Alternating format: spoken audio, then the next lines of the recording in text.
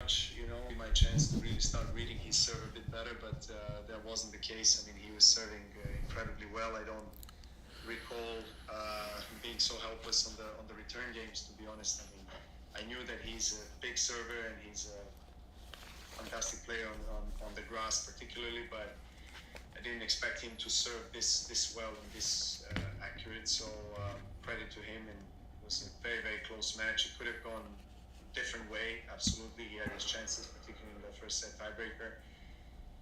But I guess in the important moments, particularly in the fourth, I managed to really serve, make that break. That was a Hey guys, success. Congratulations. Yours was the second match in 4 days where the curfew was I think that suspended the works. match till the next day. And grass court matches are taking. Turn that off.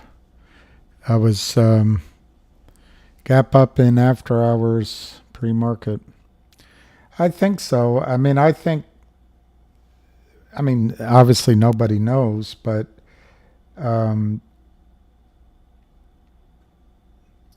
so let me get that out of the way. It's all my opinion. It's not financial advice. But we're up basically $1 on 1.35 million on Finger, and the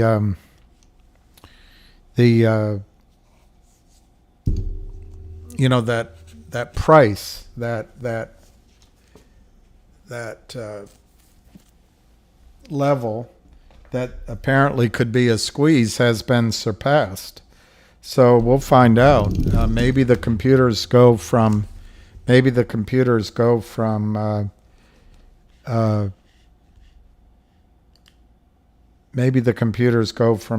to buying, like Tom Ronk says. Maybe it takes another day, but this sure looks like, if you assume, and some people say, no way, but if you assume there's 150 million shares out, on the one hand, this is today $150 million problem. If you use smaller numbers, I don't know. I would ask you, are your numbers much better? The other way to look at it is in about 3 weeks, a month, less than a month, it's up 4 points. So that's up $600 million. That's tough. I don't care if you have the best smile in the world and the best BS lines in the world. That's tough. Hey, Linda Telly. Yeah, it's an exciting day. Can I put my finger on it? That reminds me of a guy had a great sense of humor at Merrill Lynch, but I'm not sure I could relay it without, in this woke culture, without it being misunderstood. So we're at 550 on Finger. I would think,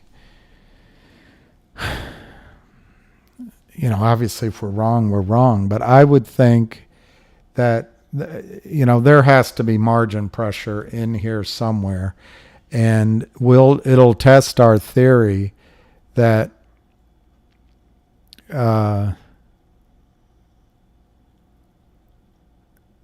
scooped up 15 $8 calls myself. I bought 10 of them at, let me see if I can tell you what price. I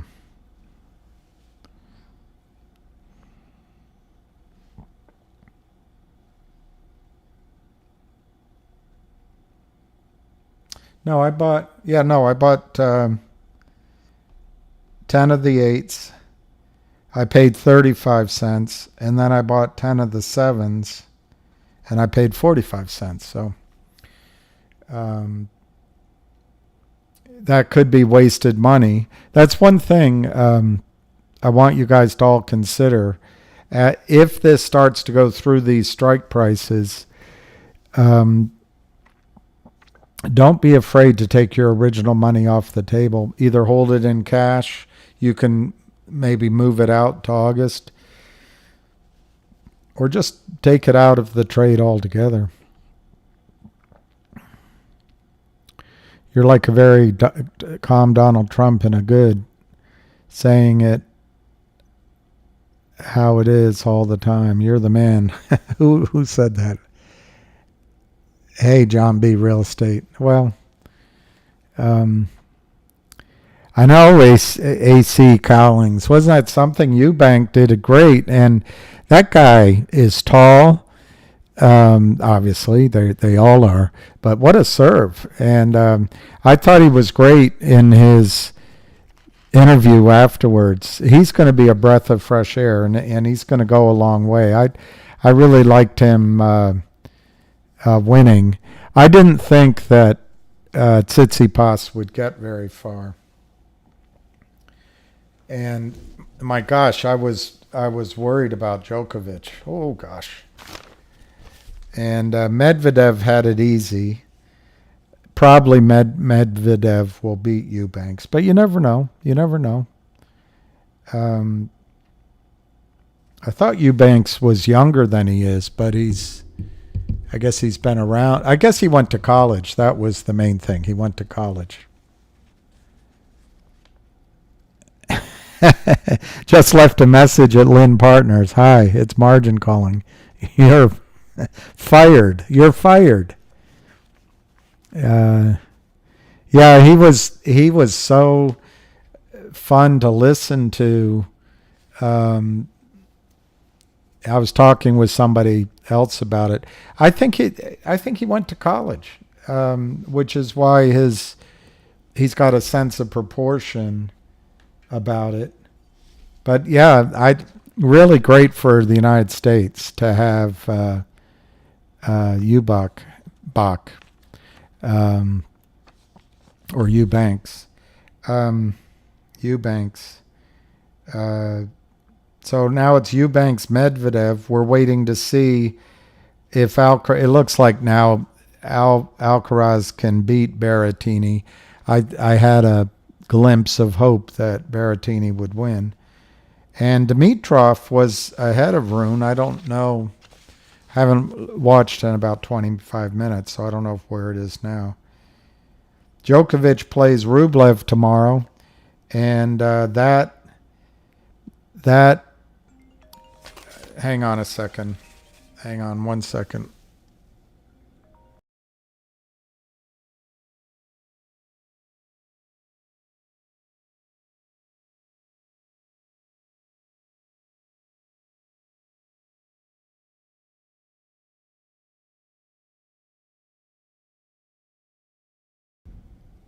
Okay, we're going to have a call at 3:15. We're going to rock and roll.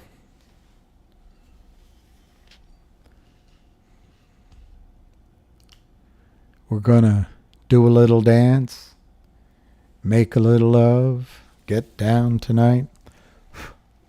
God. You know, young people today, they don't realize they're going to be older someday. I never realized it. I never realized it at all.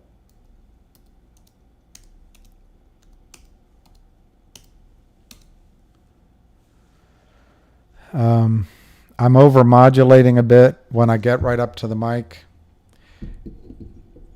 All right, I don't need to go close. Thank you for letting me know that.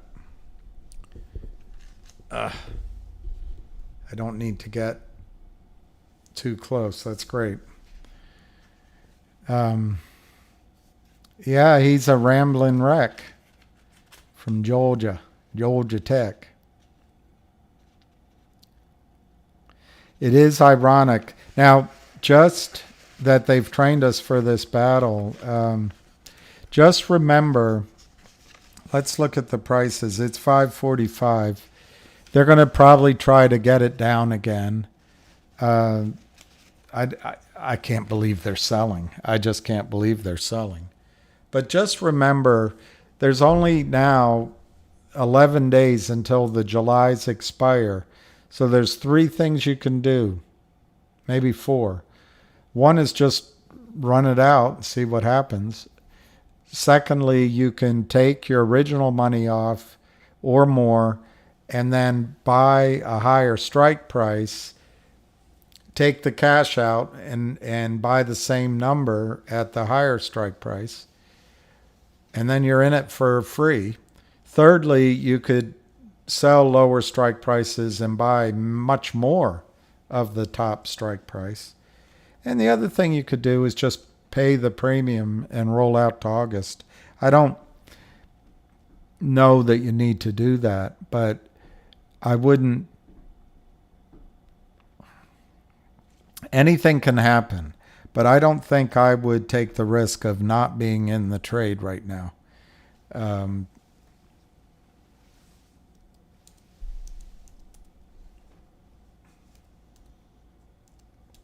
So I'm over modulating. I don't know. There's buttons here that I got to learn how to use. And I'll move this back a little bit. I kind of like that. If I can move it away, it's away from my face. That's great.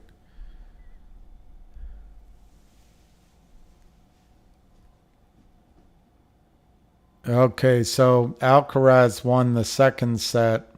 He's up a break in the third set, darn it. Rune, wow. Rune has won 2 tie breaks. That looks like a good match. 7-6, 7-6. And they're in the fourth set.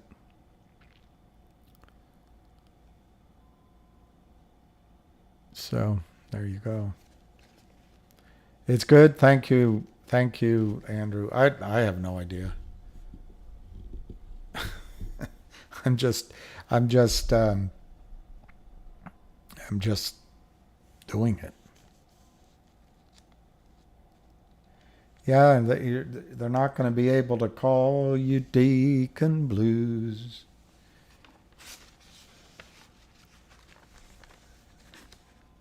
There's winners in the world, but they call me Deacon Blues. All right, let's look at the price. In 20 minutes, we're going to go live. 20 minutes, we're going to go live.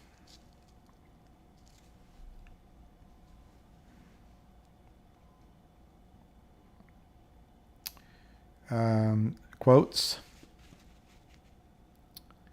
Yeah, looks like Alcaraz Garcia is going to win.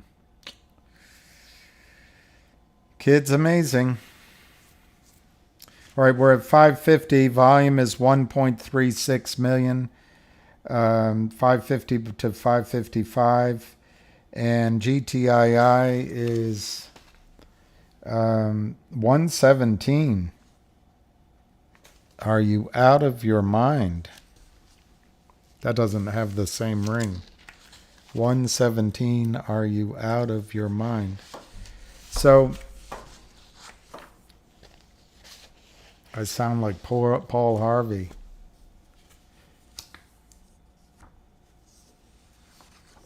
I don't know, X Matador. Why does the price decline? Why do they keep selling? I don't know, X Matador. My guess is they're going to lose anyways, so they just keep selling. But X Matador, if it's 150 million shares, and maybe it isn't, naked short,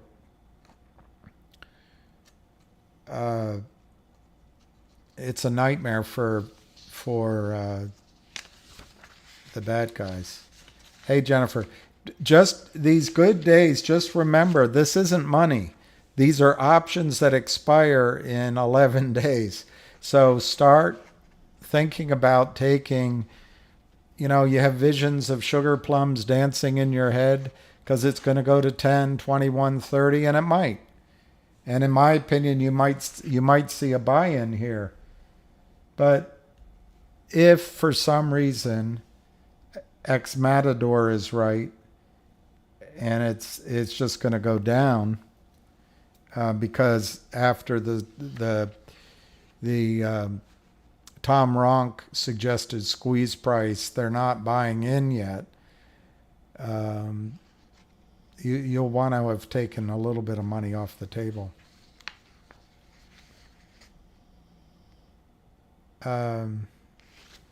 why would anyone buy put?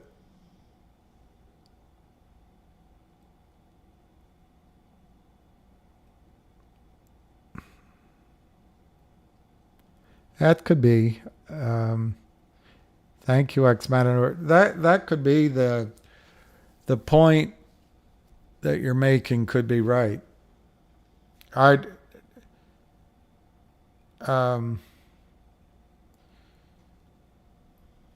well, Deacon Blues, you could see it. You could see it in 2 minutes. You literally, they could start buying in. I think the dynamic going on is probably a question of are they going to pay and bring in money today? I mean, $1 that adds 150 million to whatever margin call was involved over the weekend. Just massive. So at some point, Jeffries, if it's Jeffries, has to decide, this has been one of our best customers, but we can't afford this risk, and they'll buy him in. So Alcaraz looks like he's about to win the third set. And Dimitrov they're on serve. Hey, Pecos Bill, how are you doing? I liked your Willie Nelson and Keith Richards. Girl, there's talk around town about a girl who spreads love around. Lips of red and eyes crystal blue. Darling, say it's not you.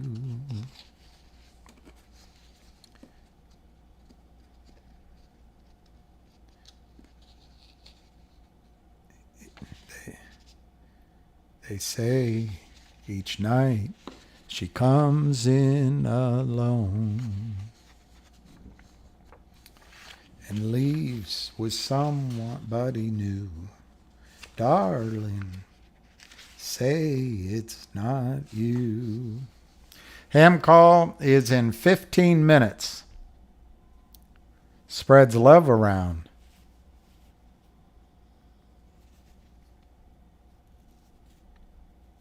They say. I'm forgetting the exact words. I used to know them. I always look dapper because I'm in 2 dimensions, not 3. And I think I've got the setting set on dapper.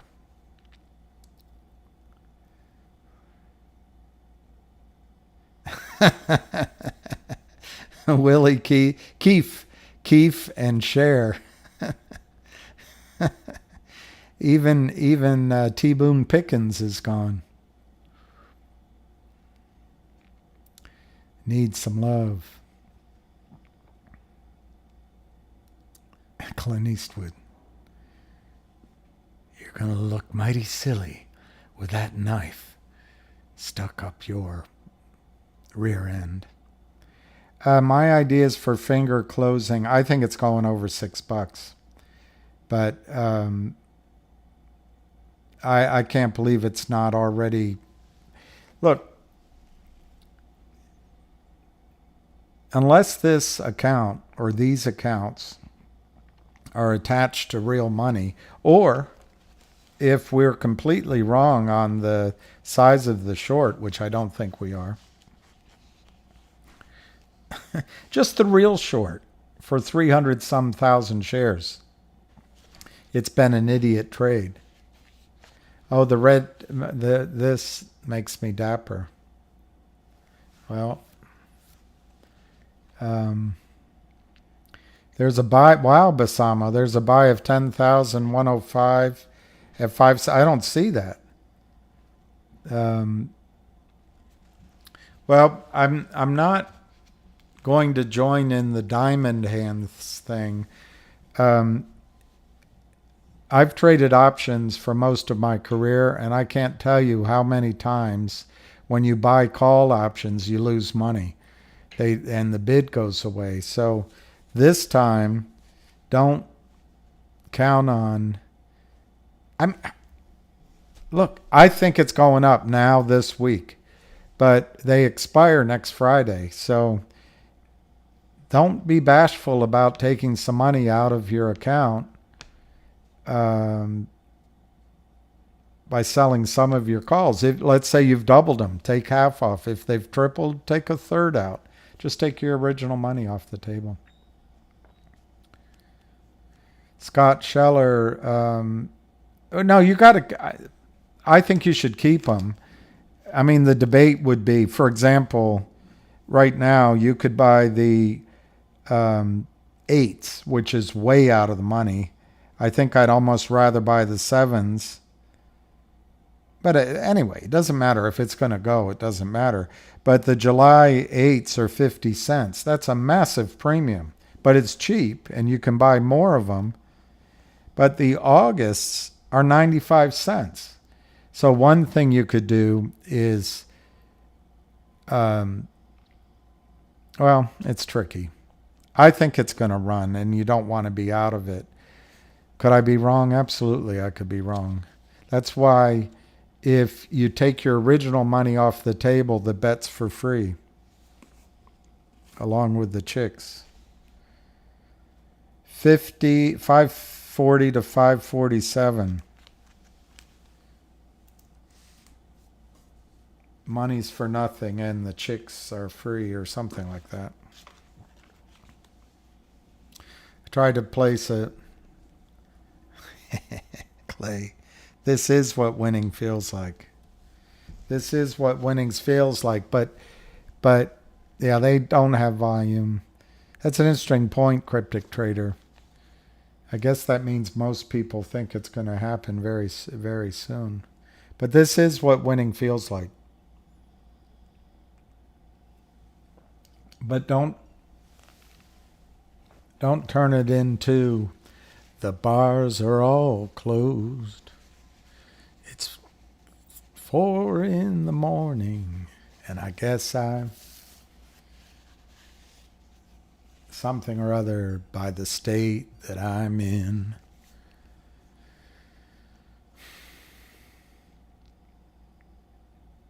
Hey, Pecos Bill, the bid ask 541, 547. Yeah, you're right. Now it's 536, 540. They're probably getting ready to cross some shares. It's 1.39 million shares. I would guess we'll be over 2 million by the end of the day. And I think we'll be, whoever said it, I think we'll be at that 575 before the end of the day. And maybe over 6 in the aftermarkets. Where is it going? I don't see how it's going down. Well, now 521, 535, 522, 535. So what have they accomplished? They've got it down 40 cents, 35 cents, but they're still to the negative 60 cents. And maybe they can drive it a little lower. I don't know. I just think buyers are going to come in.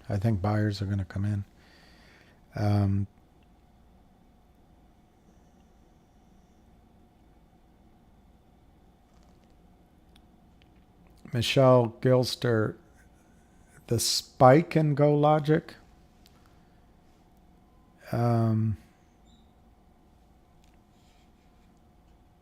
Well, day traders wouldn't, I doubt. Oh, I see what you're saying. Day traders getting out that went long and they're taking their profit. That makes sense.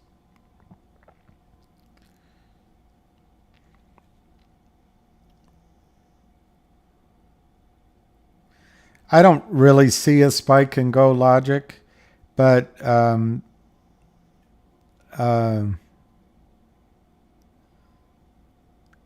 more than it just going from bid to ask.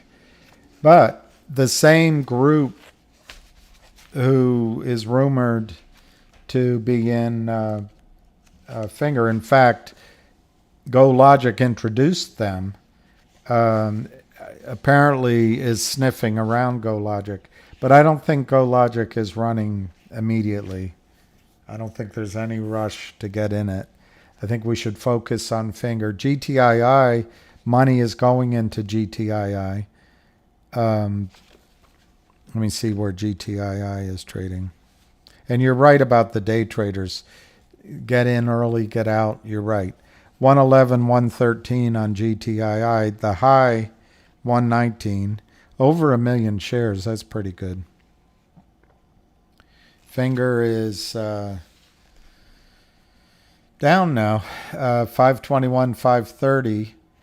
The high, 566. I think the stock's telling you where it wants to go, which is up. Yeah, Runa is going to win, it looks like. Pretty masterful. And Garthia is, I don't know. We'll see how that one goes. All right, so we've got 6 minutes.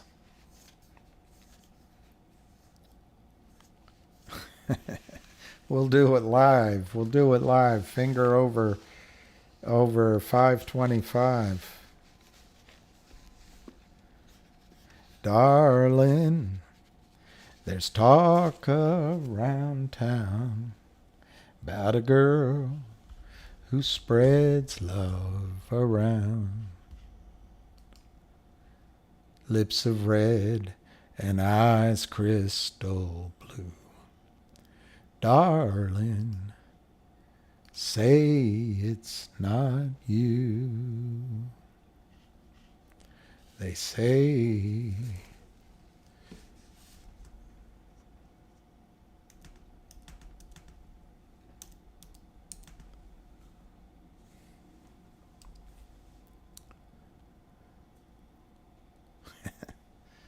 $3.10.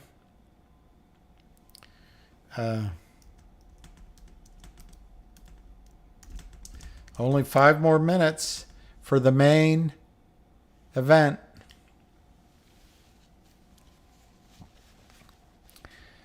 KYP, I'm gonna bet on you when you play him. Of course,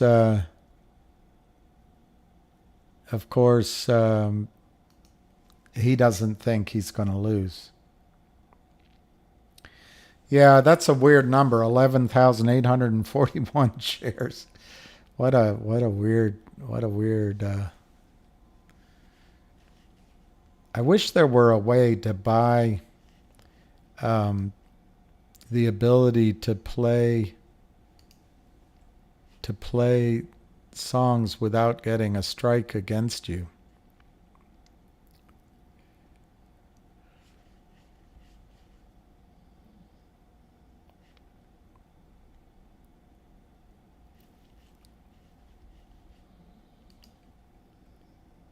If it drops below 4, you're buying another 5. Well, if it drops below 4, I think that would make sense. I'm not sure it's going to, but it could.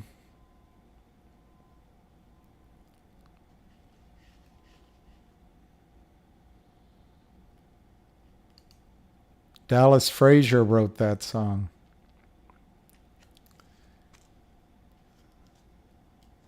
Play it on Alexa.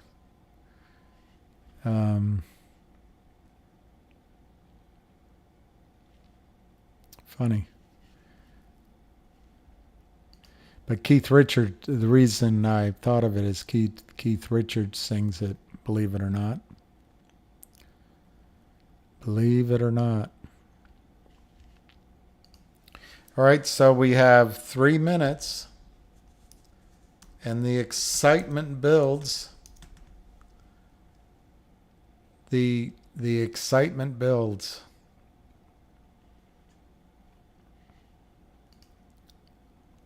This computer's so slow.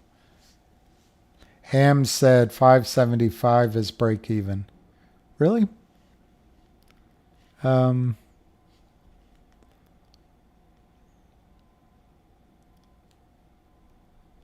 oh, that's how it goes. It goes, darling, there's talk around town about a girl who spreads love around. Well, softly, darling, that doesn't sound right. Say it's not you. That doesn't sound right. They don't always get these right. I think it's I think it's lips of red, eyes crystal blue. Darling, say it's not you. They say that she comes in alone. They say her self-respect is all gone. That each night she leaves with someone new. Darling, say it's not you. All right, I'm calling in. Relax, everyone. You don't have to listen to me. Relax, everyone. Relax, everyone. All right, let's just make sure.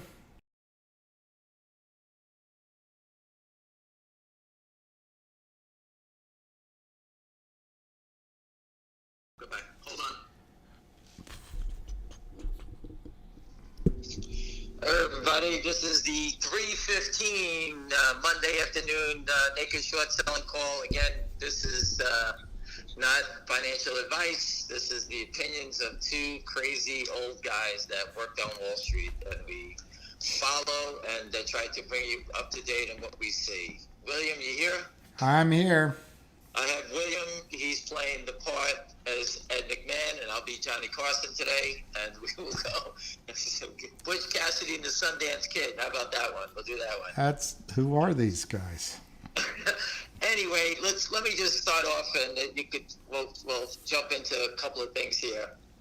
I do believe it looked to me today like our real short seller finger is basically taking the rope and killing himself out here today. I think he's the one that spiked it up to 567, and he's trying to cover. All right, as soon as he stops buying, you can see the other characters try to move it down. Obviously, this 530, 527 numbers got to stick up their ass. It bothers them, and I don't know what they're trying to do. Again, the only way to cover 153 million shares is to actually buy it. They just can't just say we own it all of a sudden. So between that, the short seller, the real short, we'll get that data tomorrow. He could have been vaporized today and took his $1 million hit. Okay, it looked like someone was panicking up to 567, and to me, in all honesty, it looks like that whoever that idiot is took his beating and moved along. I don't know if he got it all yet, but I expect that, maybe towards the close he'll come in and try to cover his last, 100, whatever he's missing. I don't know. But that's what it looks like to me. The option market is driving them insane. We went through, and William, everyone can verify this, we started this, the twos were like 10 cents or 20 cents. The threes, a dime. The fours, blah, blah, blah, blah, blah. And the twos, the threes, the fours, and the fives are now all in the money. All right, so it went a long way from being worthless options to everyone was panicking that is July too short. They are all in the money. I've helped a bunch of people actually move from August to the front month after taking profits and getting July calls for free. I've helped a lot of people, reduce their risk and move it around. So there's many things that can happen in the option market, and obviously I can't help everyone, but I try my best to try to walk you through it, and to keep getting a bigger position with less money. And I hope I helped out a bunch of people. Just on a different note, we were in Wolf. I had a lot of friends, and we've been selling Wolf, selling it just to buy GTII. Nothing against Wolf, but we had up to 6 million shares of the stock, and my friends are liquidating it slowly. They sold, I think, 400,000 today, around 3. and they're buying GTII, so that's why you see GTI spike here and there, because these guys are starting to buy into that big time, and we have to thank our short sellers for keep giving it to us cheaper. It's the cream of discount. For those who don't know, we've been in GTI for 3 years, and it's the same pattern. They always try to sell it lower. Okay, just like in finger motion, I just saw them hit the bid. They need to mark it down. Who wants more? Not them. All right, so at the end of the day, it all comes down to stock settlement, and things are moving in our direction. And any questions about what's happening here? Well, I can't see the price right now since we're talking, but I'm trying to bring it up. But they sold it off just now. What do you think that was about?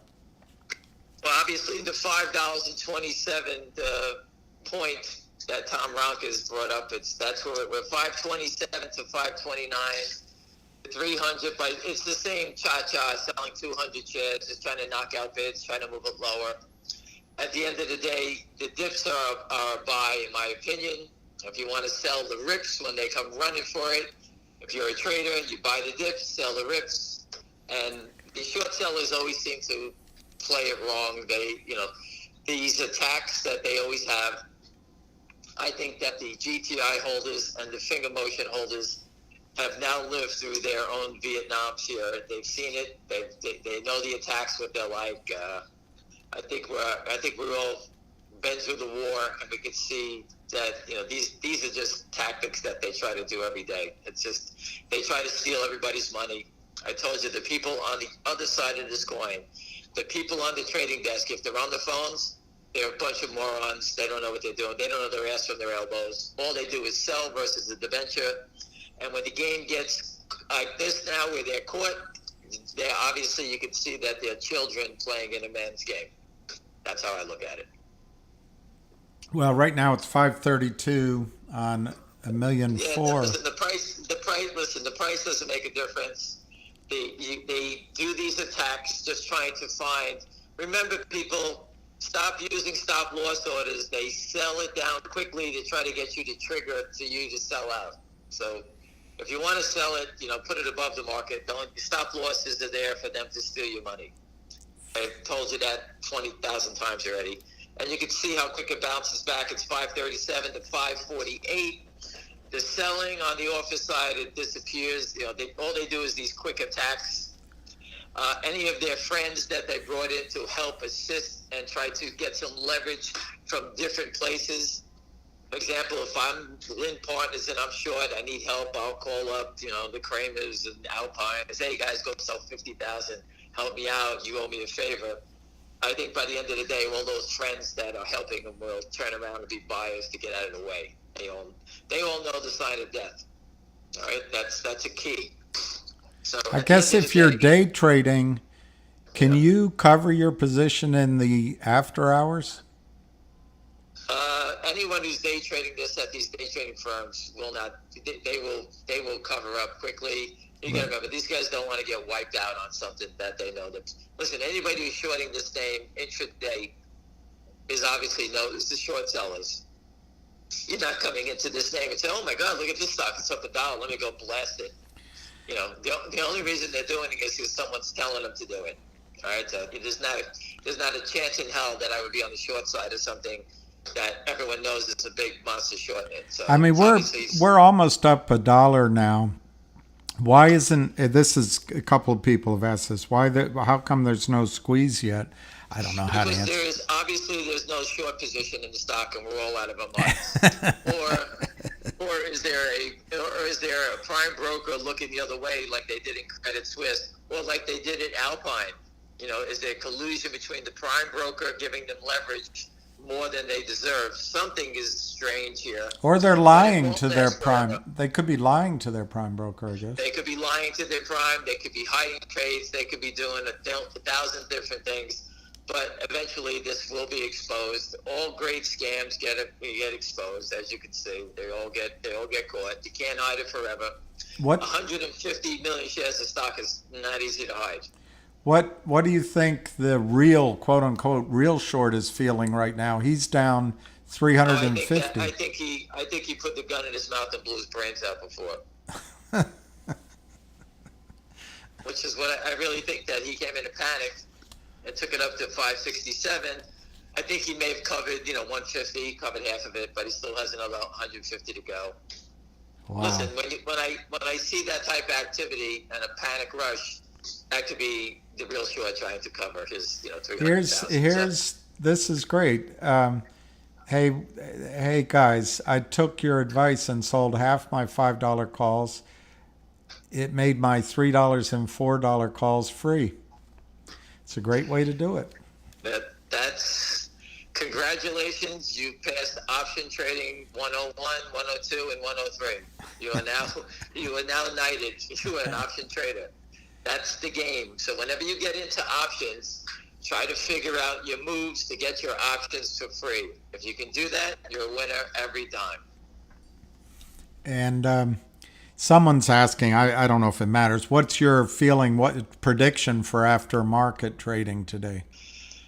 I'm told that if this 527 number holds, that number one, the market makers they don't trade in the aftermarkets, and the algorithms actually kick in and start trading higher. Let's see what happens. I don't know. I'm not a computer programmer. I'm not a high frequency trader, so I don't know how they set these things up. But that number from 527 is a big number. Tom Ronk stands behind it, and he's the expert on those numbers, not me.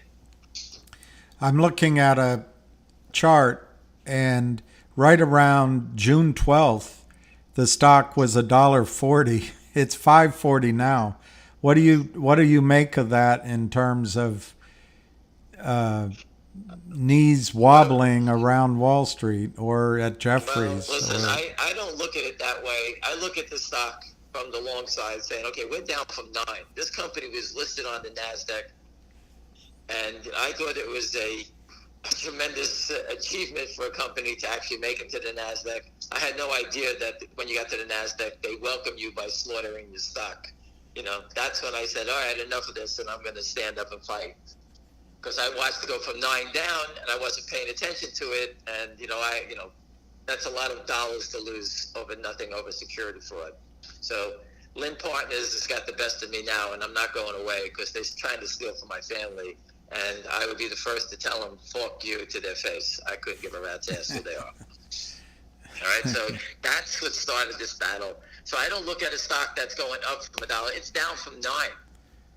Well, what I was trying to say, what I was trying to point out is Lynn Partners, let's just call the whole group Lynn Partners, is down $4 on 150 million. Oh, no, then listen, you got to remember, they were laying into it below $2 for a long time. I told you I bought 1.5 million shares up to 240 or 230. They smashed it right down to $1.30. They had no problem keep trying to sell it down to $1.30. And now it's completely reversed on them. So every share that they're short is underwater now. Every share. So again, with the stock at $5.35, the prime broker is probably demanding $10 a share in margin money. Why haven't they? I don't understand. We discussed that it could be tied to that billionaire in Australia, which is good because when he jumps in front of a train like the guy in Volkswagen, I'll be the first to applaud it. I don't give a shit about this guy's trying to steal our money. If that's him, he deserves it. So I don't really care. So I don't think they attach it to big money funds for a reason because they know all it takes is one. GameStop showed you, all it takes is one stock, you're short, and next thing, the guy in Germany jumped in front of a train, he lost $9 billion over his, trying to make an extra, couple $100,000 short Volkswagen. Look what happened to him. I think this is a good question to discuss. During or after the short squeeze, or not after, but sometime during the short squeeze, should people buy puts? I personally don't think so because the premium's going to be so high. This is my plan, okay?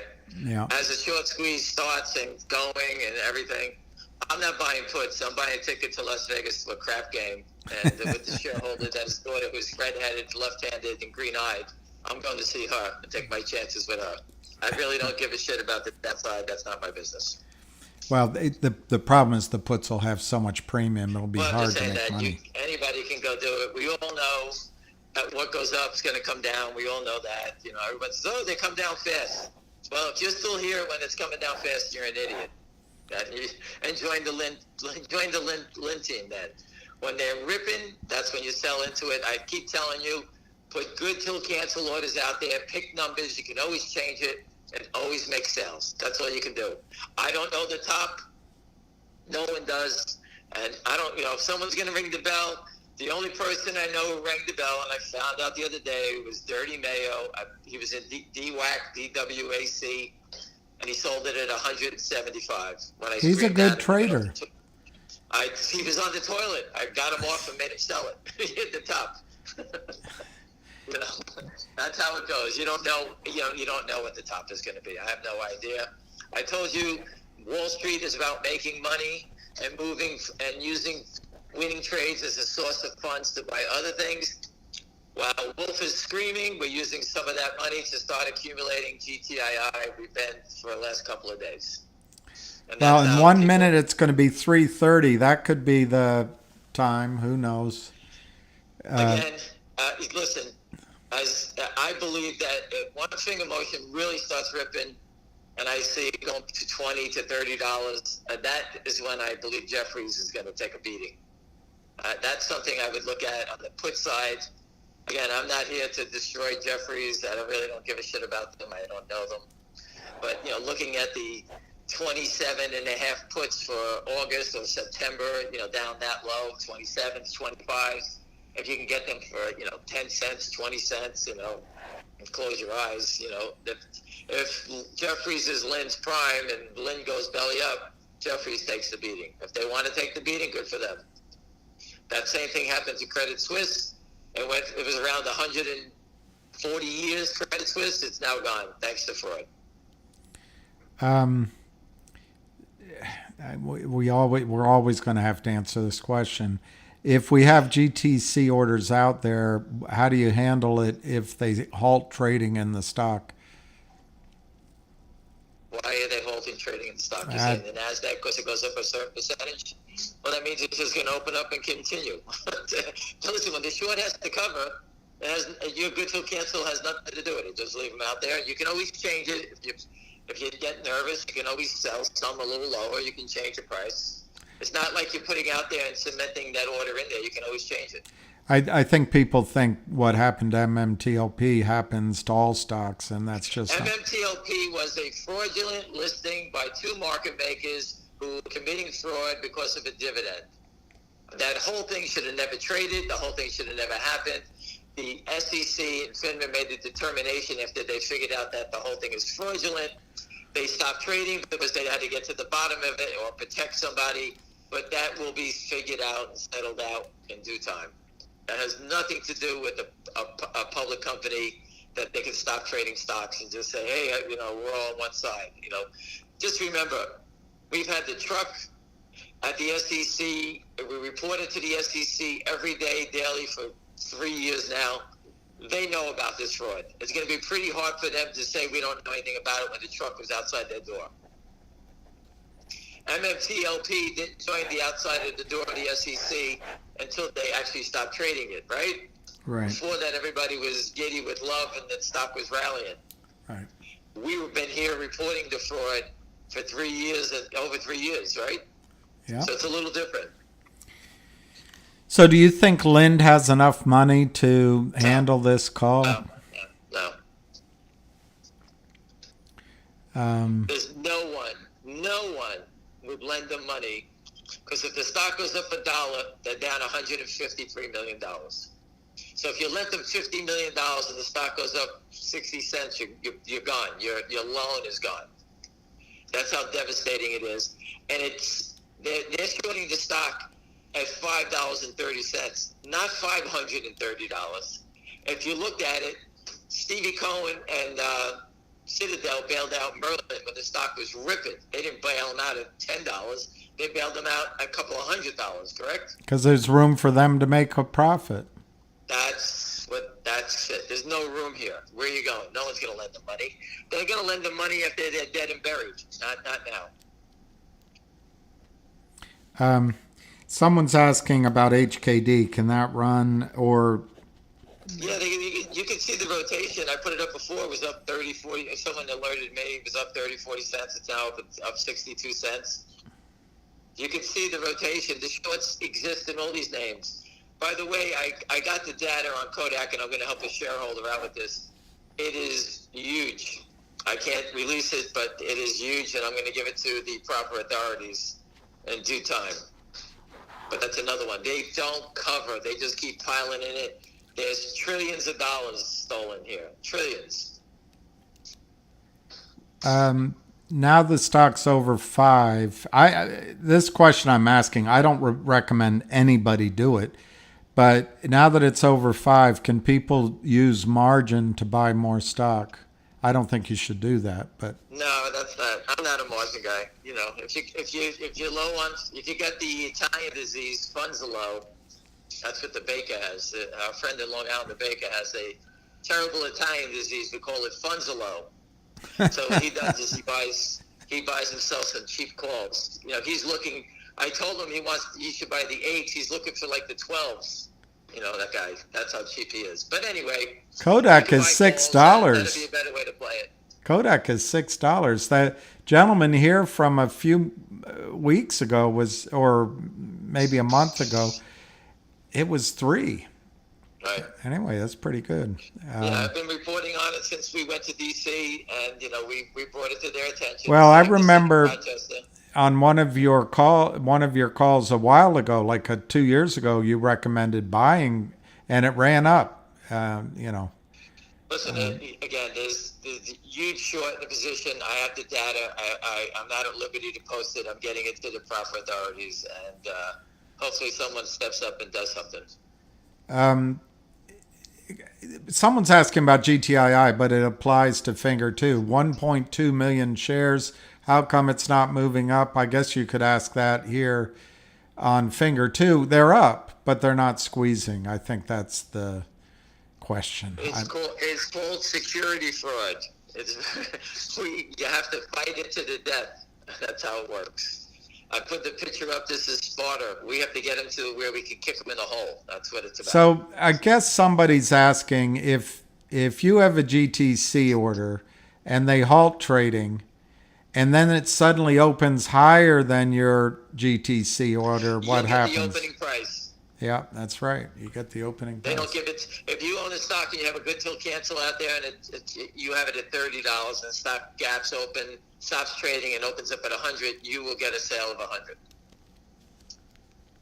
This guy wants to put you on the spot. How many times has Han won a short squeeze in 23 years? A lot. I've seen him, Mario, I've seen him make the best calls. I was in Overstock. More than you can count, trust me. And he called I reported on GameStop. Did you report on GameStop? Go look at my post. Yeah. I put it up on GameStop. Listen, I'm not here to show you my medals. You don't believe it? Move along. That's how it goes. Yeah. That's how it goes. I'm not. I guess I'm not here to tell you I'm Mr. Wonderful. I've had enough losers like everybody else. But I do spot naked shorts, and that's what I do. Listen, I'm reporting on Wolf below $1. It's at $3.13 today. You could have bought all you wanted. They sold it down. They sold it in our face every day. There's a gentleman here saying, I'm not sure. He says he has an aunt who loves to play pickleball with an ice pack on her head, saying, "Fork you." No idea why she does that.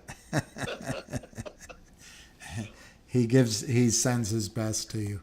Thank you. Again, listen, I think I take my anger from the fighting the naked shorts out on the poor women on the pickleball court. I have to stop doing it. I drilled one yesterday, the other day. I hit a woman in the ankle bone yesterday with an overhand smash, and she limped off. I don't know what I did, but she didn't come back. Again, I hit the ball hard, and it's just bad habit, but it's fun to play. Everyone should go out and try it. It's a great. You meet so many people playing it. I probably meet 20 people a day. There's hundreds of people playing, so it's something to do, and it takes your mind off of this. You have to get away from the computer. I stare at numbers since 6:30 this morning till 4, and I can't wait to get the hell away from it. I can't stand it anymore. Will Jeffries short the stock to help themselves? No. No one will touch this with a 10-foot pole. I told you, no one will lend them money. No one will touch it. These idiots have shorted it all below $5. Okay. Yeah. If it was 50, it'd be a different story. Here's Ryan Bianchi. Is Ham the Bobby Riggs of pickleball? Yes. I can't believe I grew into that. I'm sorry to say yes. And I'm blind and I can't see a menu, so I need a pair of glasses. Yes, I turned to Bobby Riggs. I don't like being called cheese. One guy's saying we should call us ham and cheese. I don't like being called cheese. That's a good one. The big cheese. Does anybody else? Ham and rye. How about ham and Again, rye? I don't know how they're standing, but I'm sure the pressure is mounting. You know, we have friends that are prime brokers, and they all say the same thing, that eventually their heads are going to pop off. So, you know, I can't tell you the second, but, you know, owning some, you know, my opinion, owning some cheap options, if you are on the sidelines, you're afraid, I got it. It's not easy. You know, you could buy 10 calls of the new 8 calls out there at 50 cents. 10 calls is $500. You own 1,000 shares at $8.50. If the stock goes to 20, you make $11.50. You make $11,500 on a $500 investment. If the stock goes to 100, do the math. That's why options create the greatest leverage. And I reported it that if you count up the options, it's about 7,000 calls today bought and 150 puts. So we all know where the action is. So it's been as high as 566 today. I think this is orderly pulling back like this. Well, I think the pop to 567 was the real short. I think we're going to see that number. You know, I think that number is going to be gone. That 316. You know, whether it's all gone tomorrow or next week, whatever. I think he's folded and moved along. How would a buy-in happen? Would Jeffries do it themselves, or do they call someone at know? Jeffries would do it. So do they get an order from the compliance officer, and then? Well, they go to say the compliance officer will say, "Hey, Lynn has no more money." And then will that trader tell his buddies we're about to? That trader will stand on. He'll say, "Excuse me." He'll take the elevator to the top of the Jeffries building, hold out a sign, and tell all his friends all over Midtown, "Hurry and buy finger motion that I have 100 million shares to buy." And they'll fly it on a plane. Yes, so they'll front run that order, and it'll start. Not the guy Jeffries, his friends will. His friends will, yeah. Mm-hmm. Welcome to Wall Street. That's how it works. But the good side of that, I'm not questioning that. It's just that we should see it in the volume. We'll see it when it starts to go. As far as I see, I don't see a buy-in yet. I don't see that. You know, you'll know when the buy-in comes. But they're not gonna tell you. It's just gonna jump. So if you're sitting here trying to buy it at 529, say I'm gonna buy it at 520, all of a sudden, you know, I know people that had bids in for stocks and didn't get hit, and the stocks just took off. You know, and they never came back down. So again, that's why I always tell people, when you want to buy a stock, you buy a percentage of it. Like if I had 1 million shares of something to buy, I used to buy 10% immediately. Because if I missed it, at least I have a position. I bought 10% of it. That's right. The way we were taught.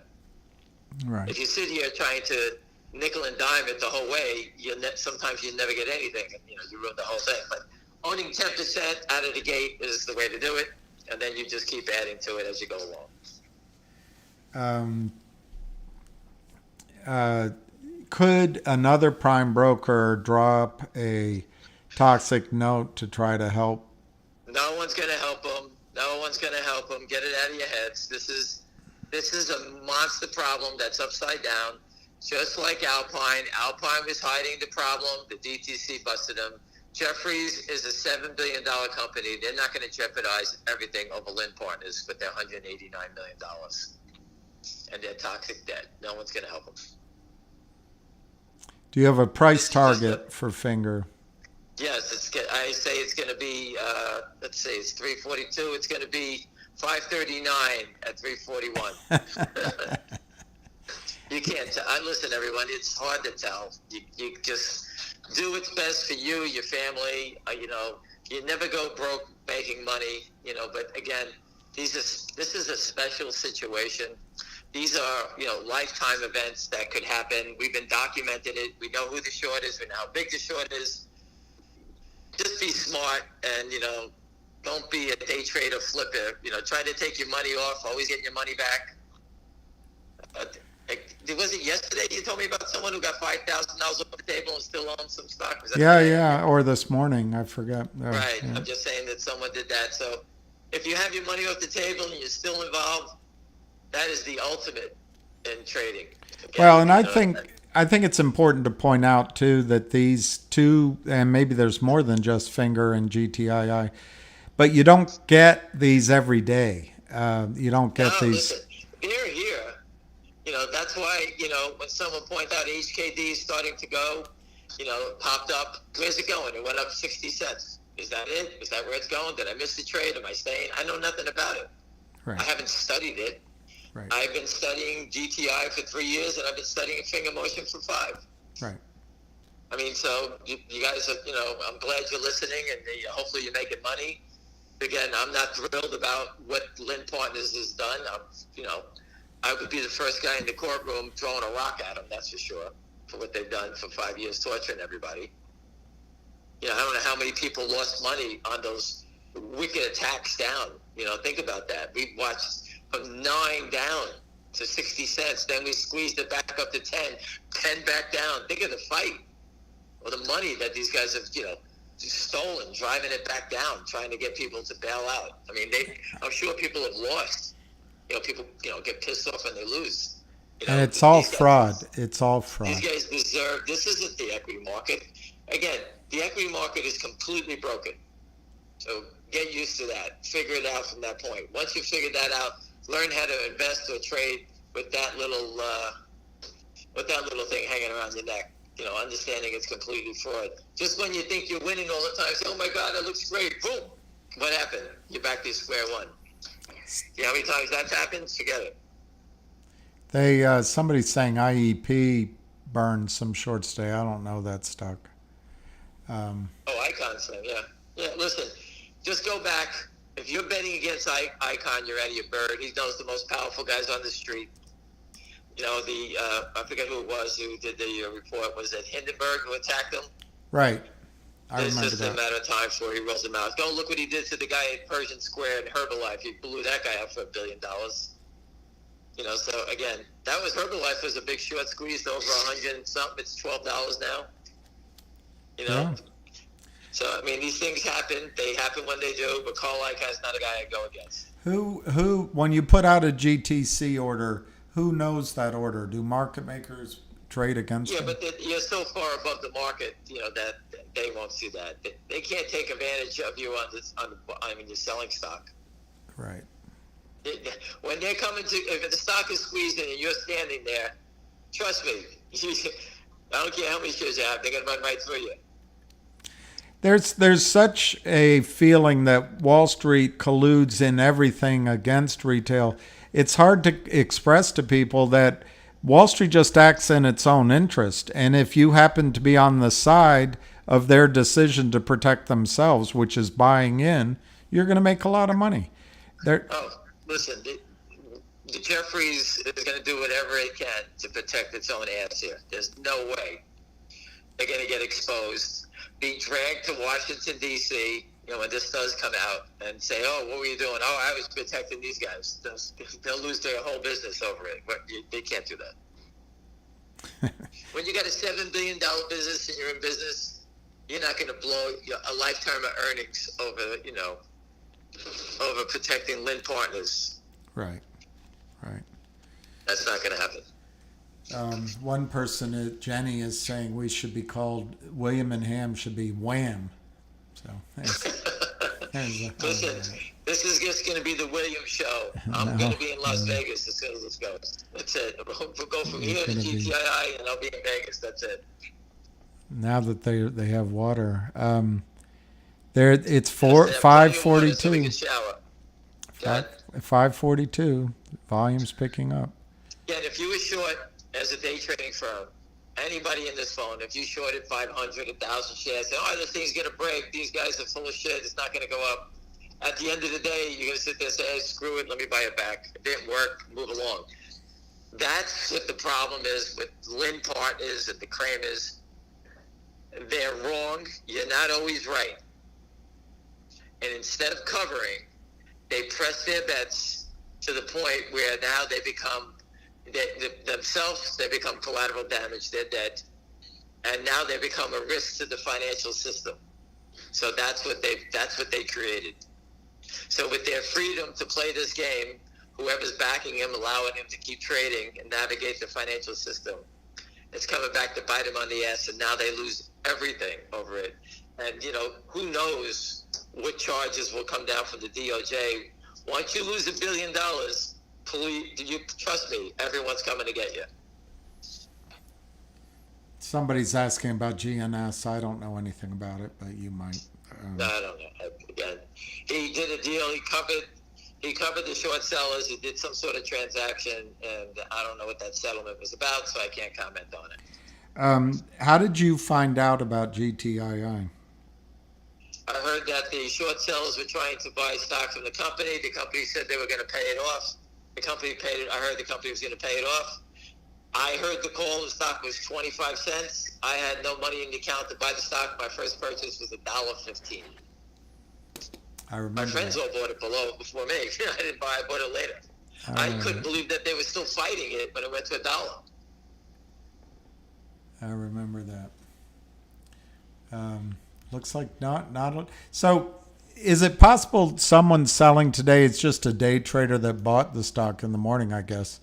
It could be anybody. Listen, it could be anybody who bought $10 shares at $5 and wants to flip it. That's their business. Listen, people that flip stocks, that's their business.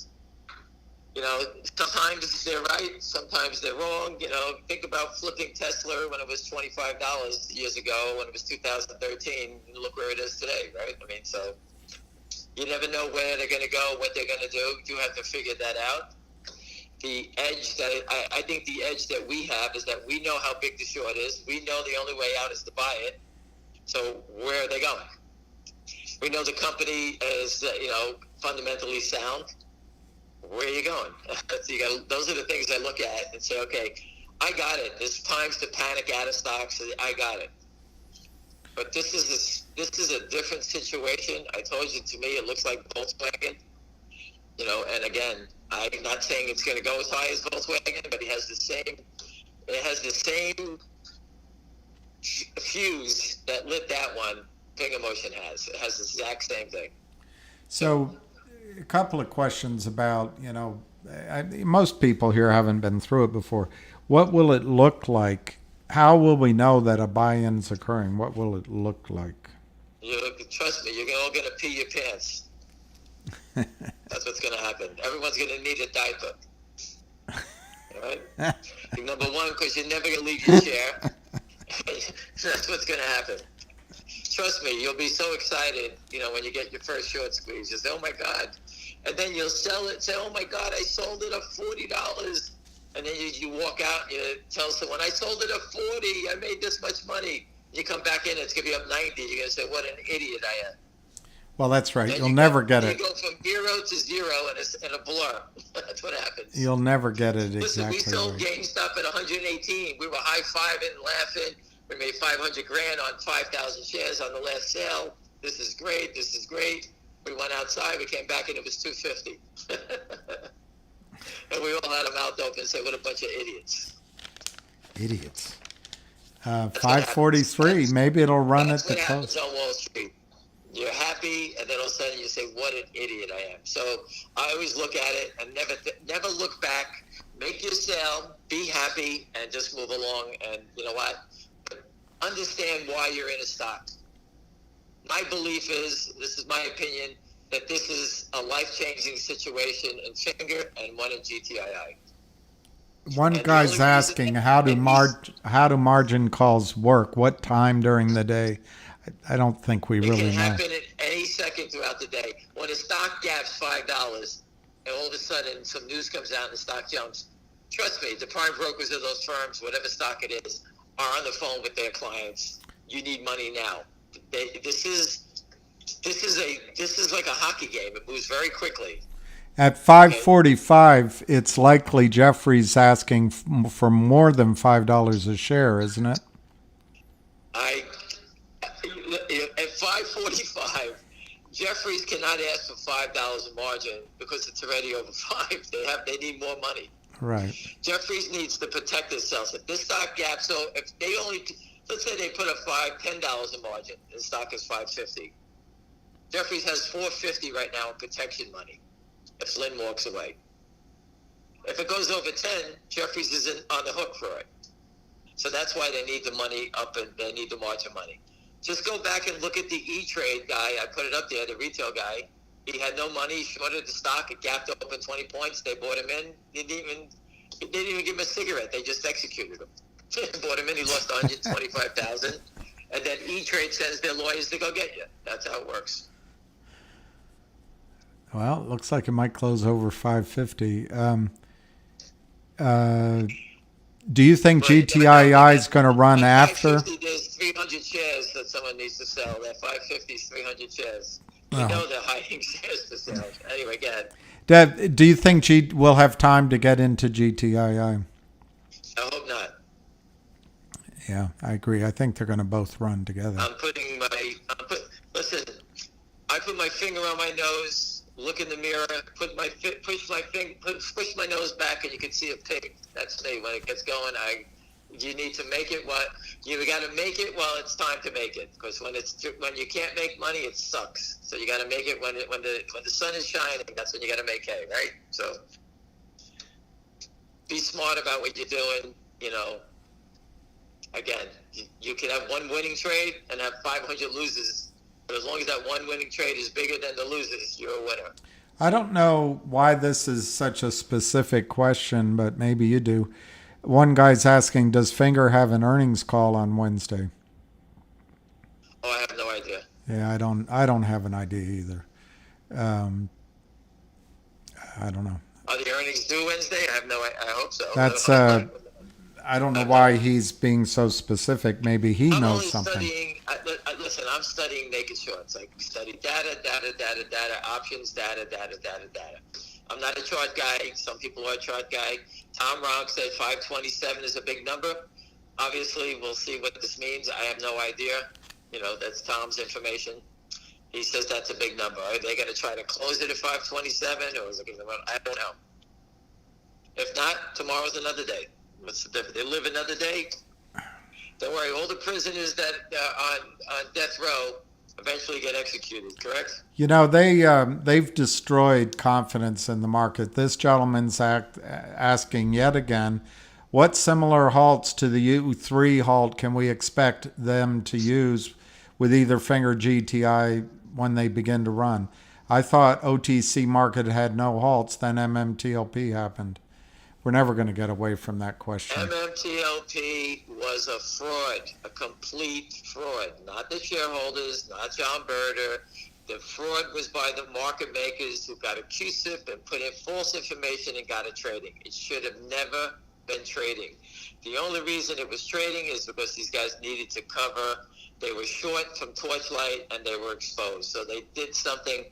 They went into the bank and robbed it anyway, even with the police were watching. They couldn't care less. So the SEC and FINRA are somehow protecting these criminals, whoever they are, but they will get caught and get exposed in due time. But MMTLP is just something that is completely fraudulent. Everything around is fraudulent. Nothing to do with the shareholders, the people that bought it. It's on the other side. The short sellers, the guys that were short, that's where the fraud lies, not here. Not with the company. It has nothing to do with anything. If MMTLP was a fraud in just a mixing of things, why do we expect to get paid out here? Market makers, that was it. I know, but if it was a fraud in MMTLP, why do we expect that there won't be fraud here, that we won't get, I don't know. You shouldn't be in the trade. If you think they're going to stop the trade because they stopped MMTLP, you just shouldn't be in the trade. No, that has nothing to do with each other. Nothing. They're just totally different situations.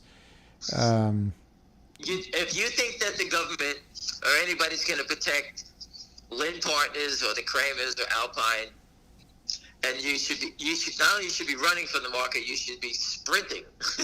Well, the difference is, I mean, it's just assuming that they, whoever they are going to protect Lind. What about Jeffries? Jeffries the one at risk then, and the taxpayer. They're not, it's just nonsensical. But keep thinking that way.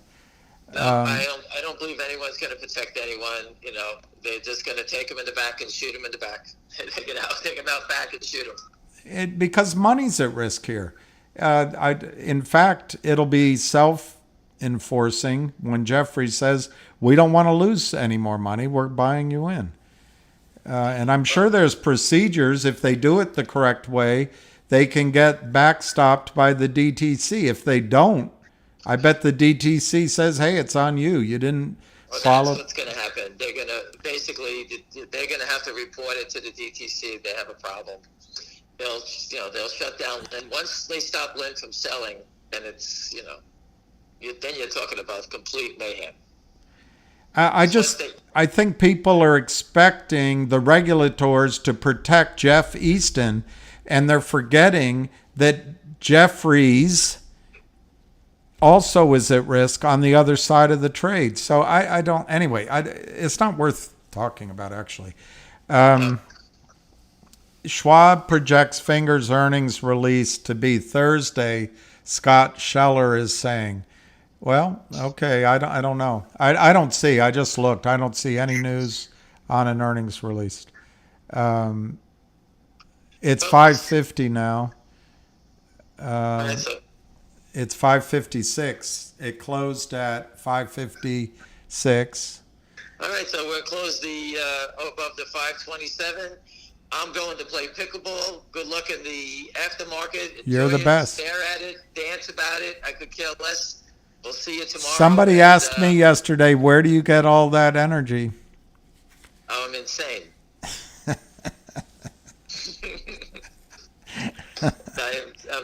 You're talking to a guy who belongs in a mental institution. That's my training. I've been screamed at, yelled at for 30 years on a trading desk. And if you've ever been yelled at by a guy who runs billions of dollars and threatening you, you would understand my training then. Well, here, someone's asking you, they asked the wrong question. Stop playing that sissy sport and play a real sport like handball.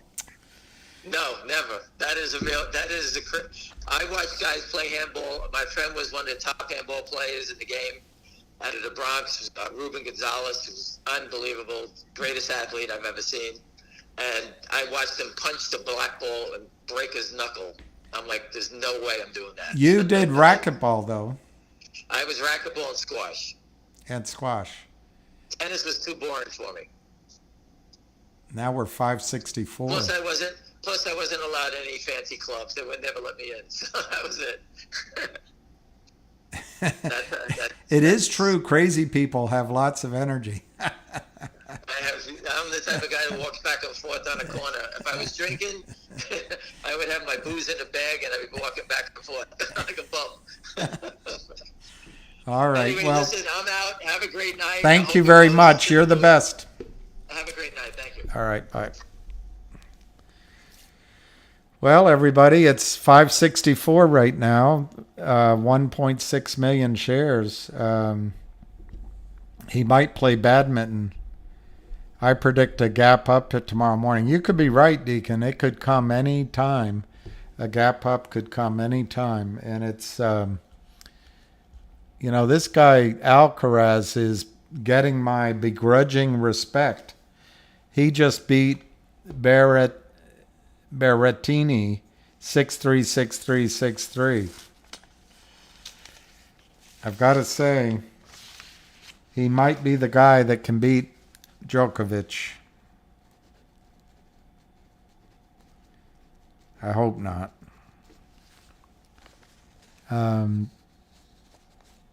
Ham doesn't do cocaine or he barely drinks, so he's not a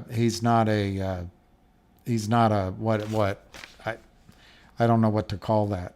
I'm not a druggie either. Would our orders, GTC orders, execute after hours or pre-market? I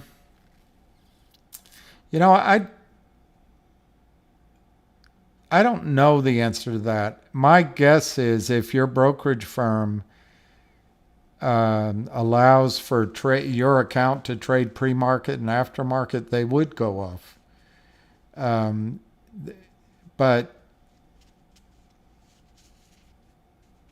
I guess I would tell you call in to your broker and ask. I'm going to demur on that question or on that answer because in my experience, we didn't do it that way. We didn't have the pre-market and after hours. So it makes sense to me that they would go off, but I don't have the experience to know for sure. Oh, you have had them go off. So then you go. You have to put it in the order, say extended hours. That makes sense. So maybe on the order, it has a box to check. That makes sense. What causes the GTI dividend shares to become unrestricted for trading? Time. Deacon Blues. I don't drink any more. Of course, I don't drink any less.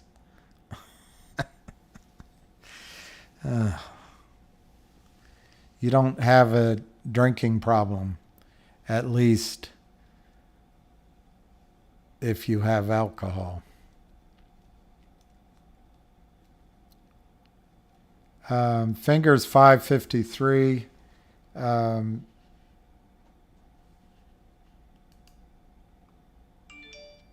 I see 563, which is pretty impressive, considering it closed at 455 yesterday. The closing price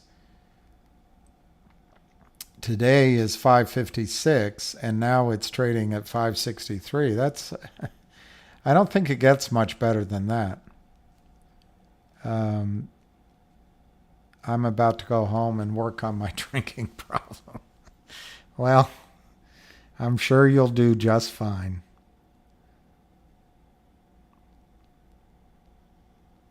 Oh, it's either or, Kirk Mosier. We need to keep up the pressure. Well,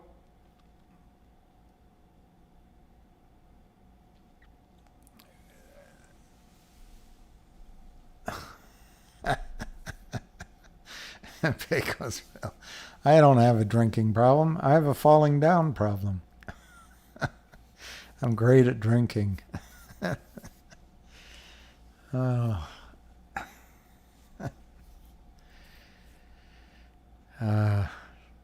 The reminds me of the time we were lost in the wilds of Afghanistan.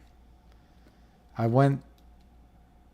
had to survive for 6 weeks on water alone or something like that.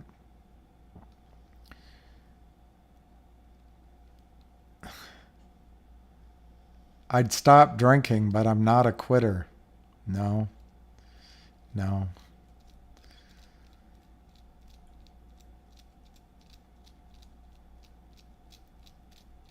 I like my drinking. Well, drinking is quite pleasurable. Quite pleasurable.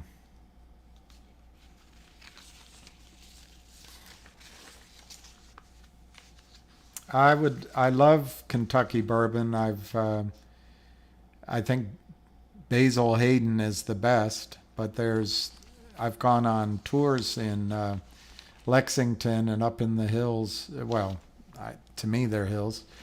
Uh, Driving around at different bourbons, but we'll see. I'm probably I've probably had my fill of drinking, but we'll see. Um, I don't have a drinking problem. I don't go to any meetings. One bourbon, one scotch, one beer. Beer for the horses. Let me just see how. I guess Runa won. Yep, Runa won. So all the seeds except Tsitsipas got through. Well, I don't know where Safulin was, but it pretty much the seeds got through in this Grand Slam event. I don't know.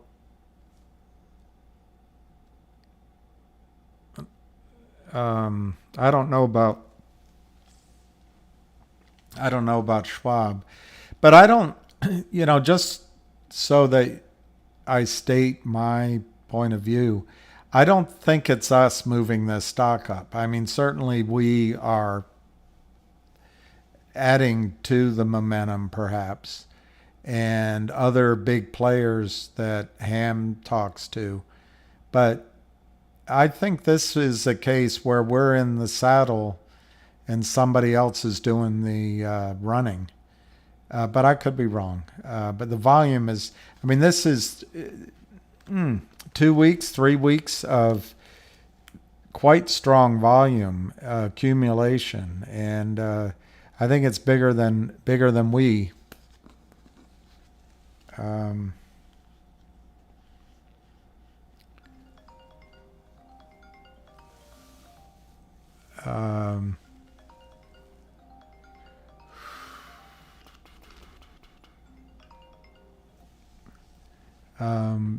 Hey Susan, how are you?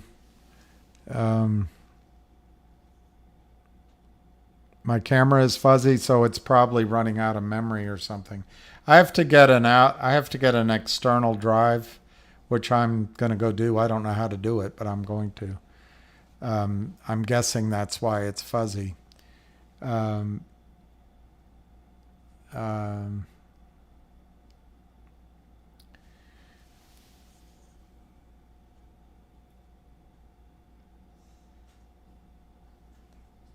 I saw an interesting advertisement for an angel shot. If you're ever on a date, a woman is ever on a date with a strange guy, someone you didn't know before, and you feel at risk, you can go order an angel shot. And then it had, I'm sure you can Google it, it had different ways. If you asked for it neat or with ice or something, they would call the police, or they would send somebody to the table, or I forget. But I thought that was an interesting idea.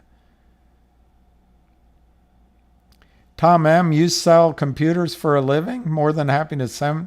I might take you up on that. I'd like to get I have an old iMac here, and I've been studying either how to make it a monitor or, I think it's the wrong time to buy an iMac now, because I think they're going to come out with the M3 chip soon. So, but anyway, the camera's focused on the mic. Well, at least the mic is in fine fettle. All right, Tom, maybe we can talk or get some advice from you. I've been looking at monitors and how to hook things up. Well, it's all quite confusing. But I try to learn. I appreciate that, Tom. Maybe when this is all over, I can uh, uh, uh, set up I wouldn't mind setting up somewhere a studio where I could do interviews, whether long distance or in my presence. Maybe even have music and whatever else. I wouldn't mind doing that, but I'm just learning. Wow, Tom. All right. That's amazing.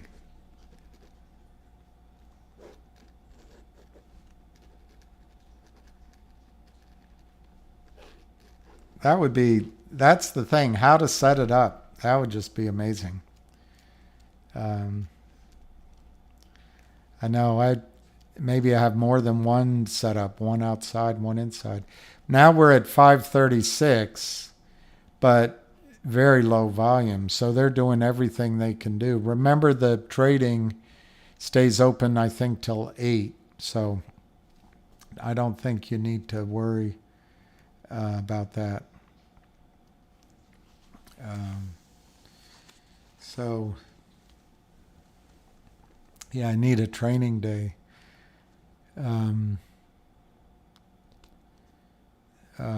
Yeah, I'd like to see, but anyway, let's get through this first and see what we've got going. All right, so it's 4:14. I think it's too early to quit, but I might just take a quick break because we've been on and I've been drinking coffee, and I might grab myself a small snack. So if you guys can chat amongst yourselves. 5:55. That's right, Joel. They can't keep it down. They're trying to, but they're not going to be able to, I don't think. I'll be right back.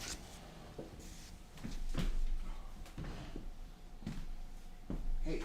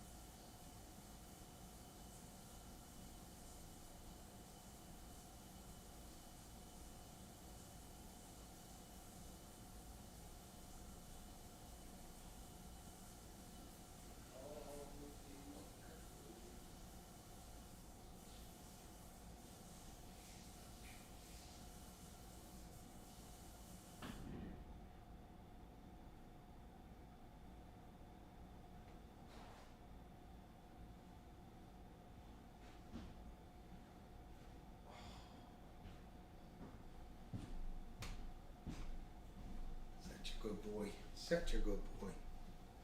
Such a good boy.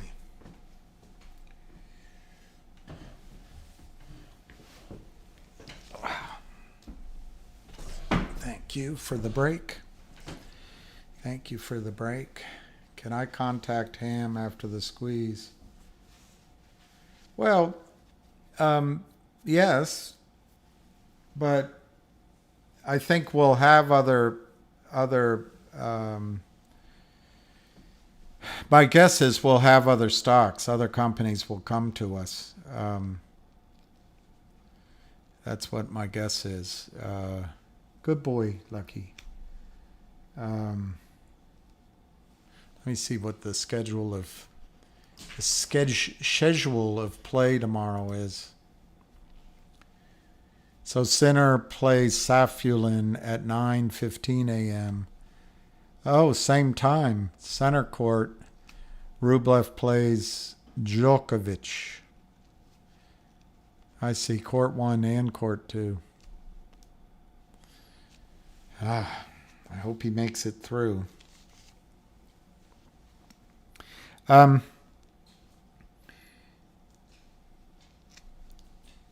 me look at the price. 555.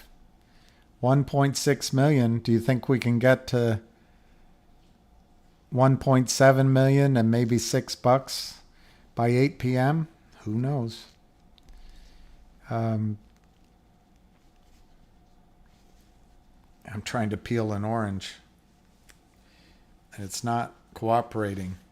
But I did.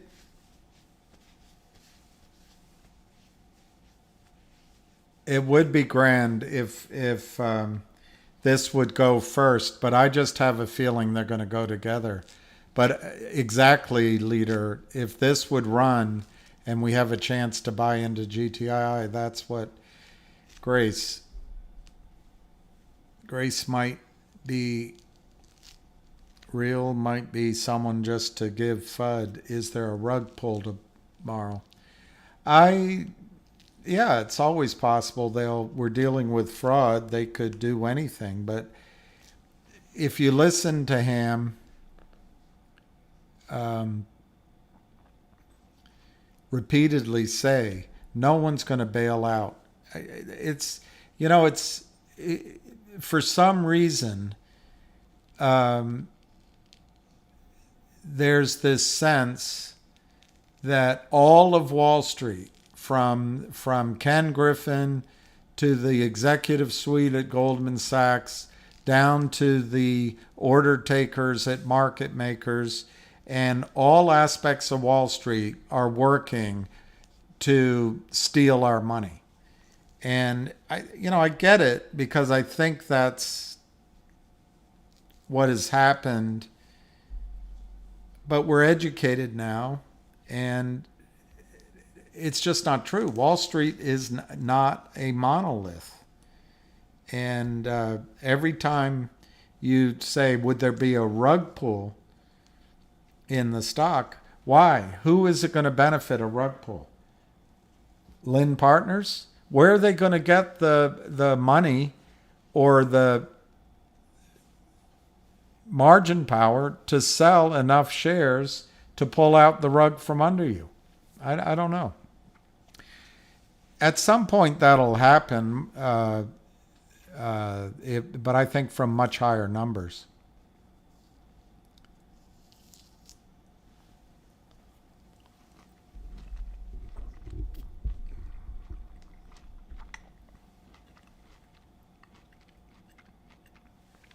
You can set high sell orders on GTII.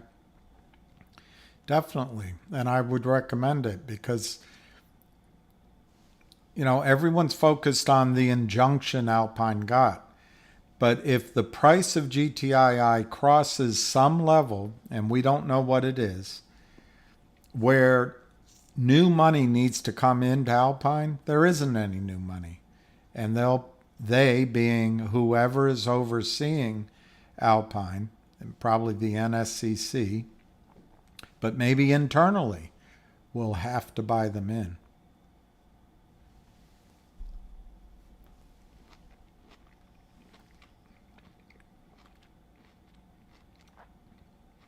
Now we're down a penny.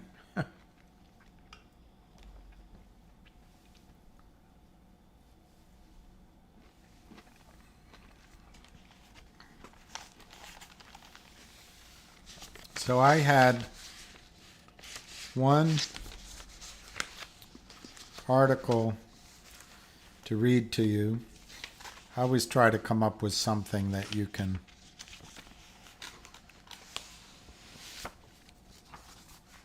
Why is Bud so low on finger? Well, 542, that's after markets, and whoever's bidding doesn't really want to buy. Or they just want to get it at a low price.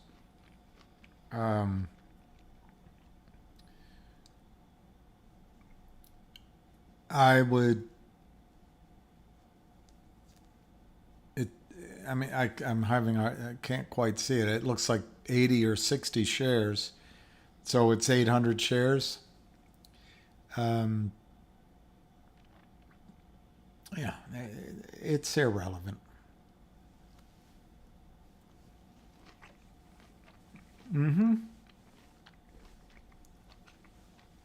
8K. The August calls will get the same trading as July. It's just you have to spend twice as much money, but you get 4 or 5 more weeks.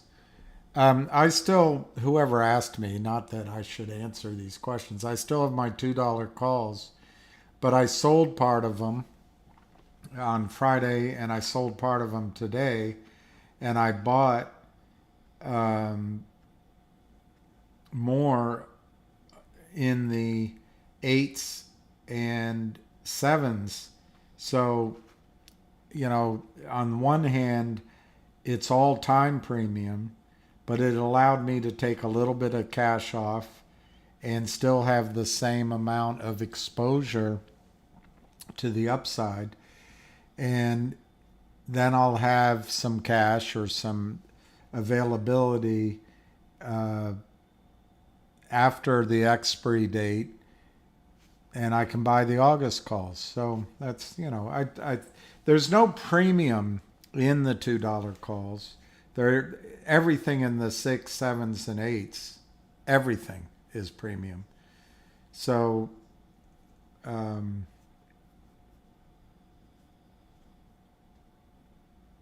anyway, that's what I did. We ran from 60 cents to 8.97 without any definitive deals, analysts or anything happening with Alpine. Yeah, look, Alpine, it's really critical with Alpine. When Alpine does finally get removed from FINRA, that's pretty likely that'll be a buy-in. But Price can do it.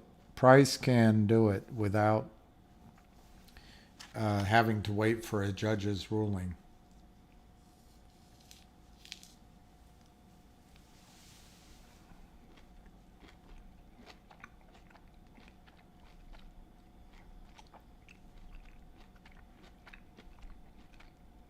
So I still have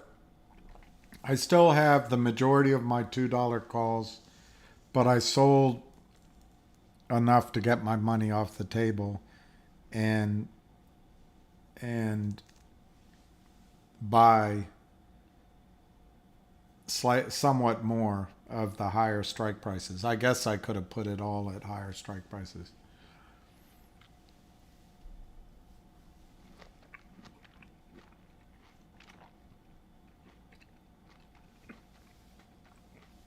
So I have more exposure to the upside than I did, but I have the risk that if they close the stock flat over the next 11 trading days, those premiums can disappear. You only have 5K of GTII. That's plenty. That is plenty.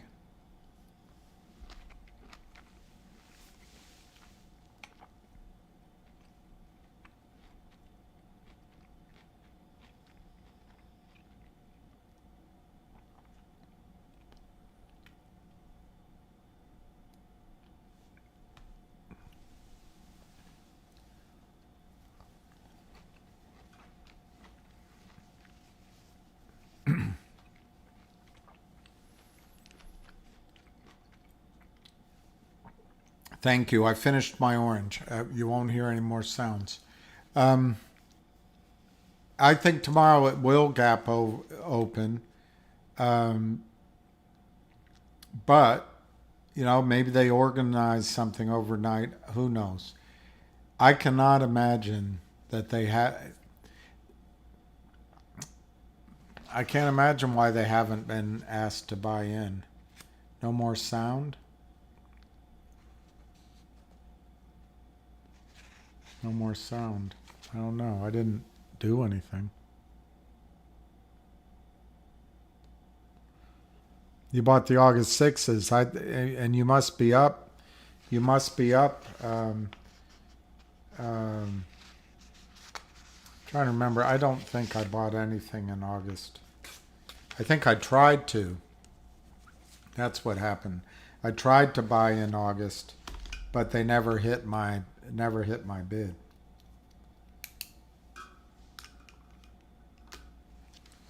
Oh, no more sound eating. Yeah, I was. I know that comes across, but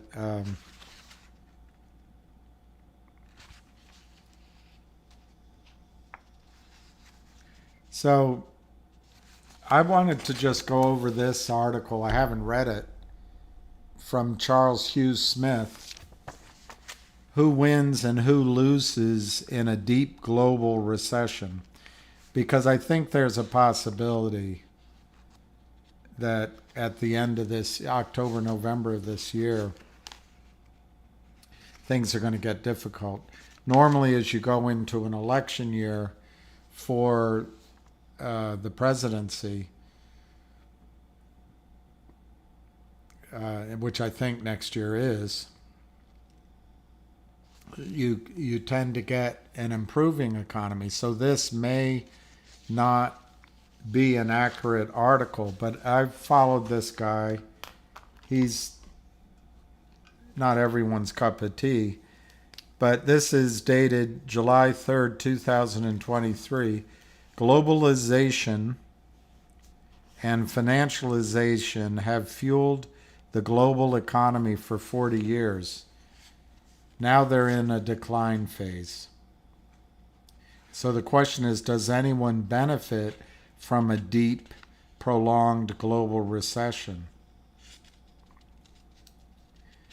And his answer is perhaps not in absolute terms, but in relative terms, we can say some will suffer less than others. Some will strengthen their position as compared to others.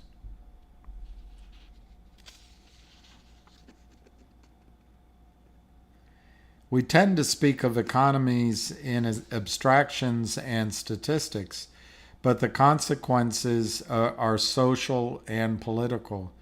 Humans tend to get resistive when they are hungry, or their lifestyle is no longer affordable. Small changes in complex systems can generate cascading consequences, which can bring the whole system down.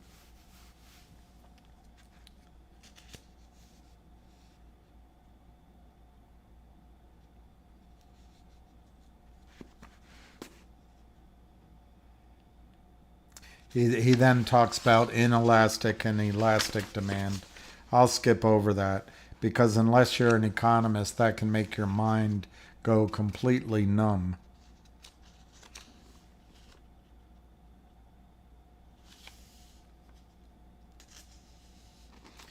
This is interesting. In abstract economic theory, there are always ways to increase supply or substitute another product to meet demand. But the real world isn't so simplistic. Take grains, which are the foundation of the human food system because they are storable, transportable, nutritious, and they lend themselves to large-scale mechanicized farming and processing. There's only a few regions on Earth which generate the vast majority of grain surpluses. You know one of them? The Ukraine. It's insanity to have a nuclear war there.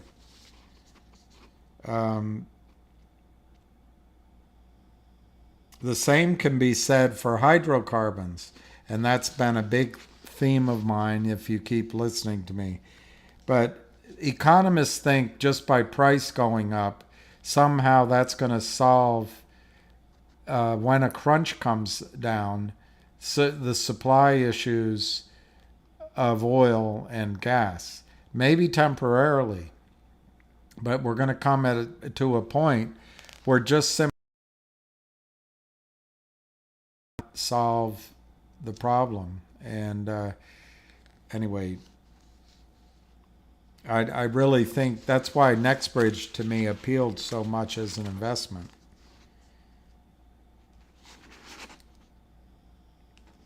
So here's his conclusions. I didn't read all of his preamble because I didn't want to bore you. A prolonged deep global recession will reduce demand for everything. And this interests me because how can you have inflation in that environment? Even essentials, but especially for desirable goods. Behavioral changes will substantially reduce demand for energy as people reduce inessential consumption, like tourism. If consumers can no longer afford beef, demand for certain grains will fall, as cattle are generally fed grain. Number two, the cost of production will become the critical determinant of consequences.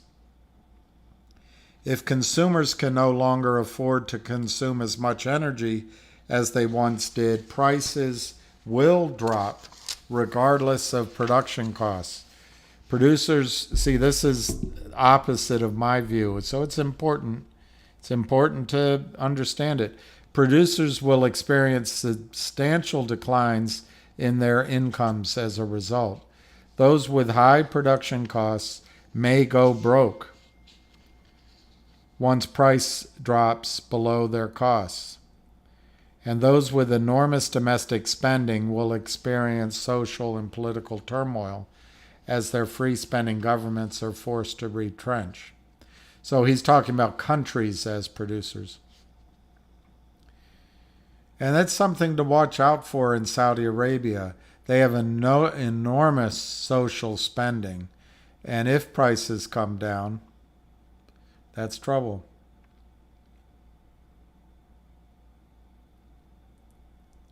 Those nations who can produce or provide all of their essentials domestically will weather a prolonged recession far better than those dependent on global surpluses. Once people are hungry, the clock of revolution starts approaching midnight.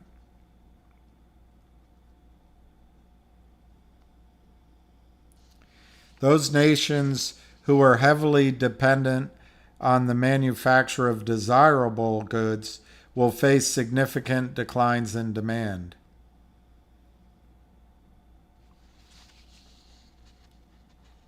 Time is the enemy of the vulnerable and the friend of the self-reliant.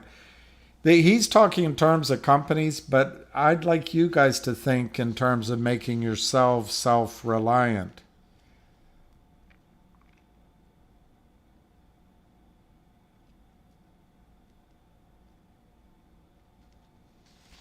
As incomes decline, the self-reliant have a much easier time adapting to constraints. Those who depend on the continuity, this is a country, of import-dependent, high-cost, high-consumption economies, as surplus and incomes dry up, will edge closer and closer to the cliff of systemic unraveling. Social and political cohesion will become determinants of stability and instability. States who manage to keep their populations supplied with essentials will maintain stability. Those who let inequality distribute essentials will stumble into the abyss of instability. Globalization and financialization have fueled the global economy for 40 years. And my point is, it's been a Goldilocks 40 years. And for those who are younger than 40 or not much older, you don't really remember it before. I was a kid, but I remember it before. Now they're in the decline of the S-curve. The status quo activity, the response to this, is to do more of what has failed in the past. The reason why we keep doing more of what has failed is there are no substitutes for globalization and financialization. Maybe that's why the shorts do what has failed, because there are no substitutes to counterfeiting. The 40 plus years of soaring prosperity are ending, and a new era is beginning in which globalization and financialization can no longer fuel growth. Instead, they only accelerate instability and decay. And that's why it's important, I think, if this guy's right, it dovetails a bit with what I think. If you have prophets here, try to think of ways of getting out of the old paradigm and into ready for the new one. And being self-reliant is that's a pretty good summary of it.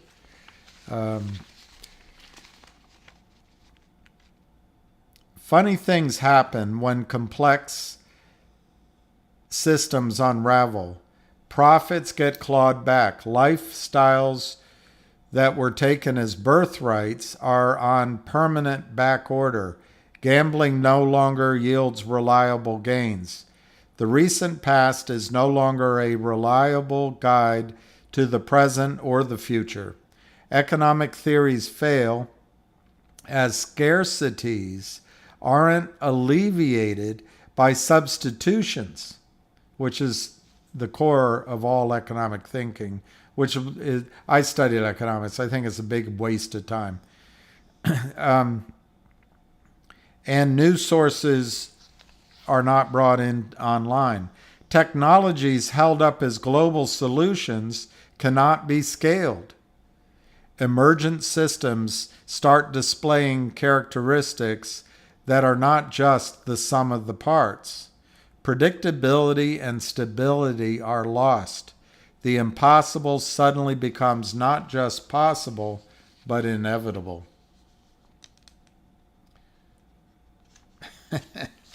Unbelievable.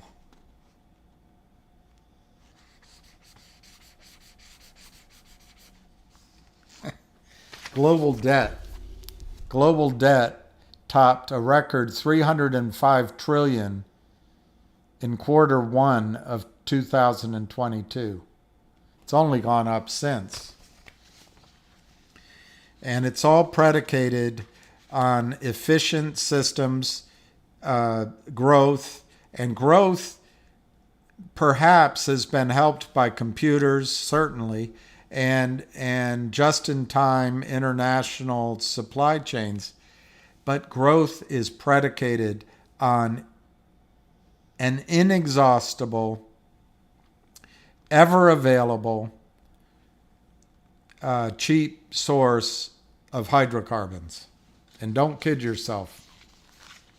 There is nothing that will replace hydrocarbons in the short run, or 10 years or 40 years. It's just changing lifestyles.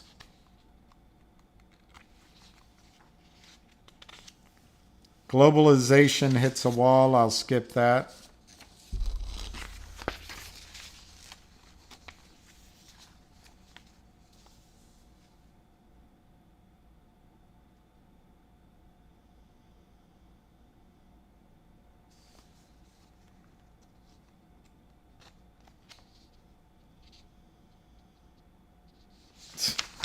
All right, I'm going to skip all that. And he talks about his books. That's enough of that article.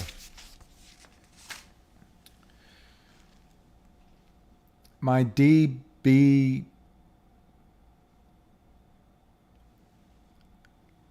you know, his father was a member of the Nazi Party.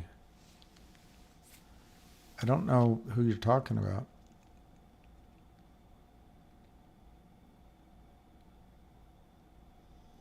I just calculated this. I could convert my finger into GTII and end up with half of the MMTLP I owned when it was halted.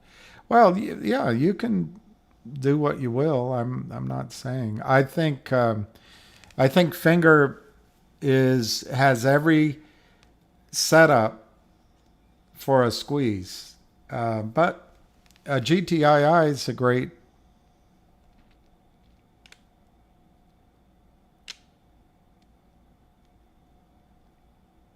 Oh God, Klaus Schwab. All you have to do is see him in a bathing suit.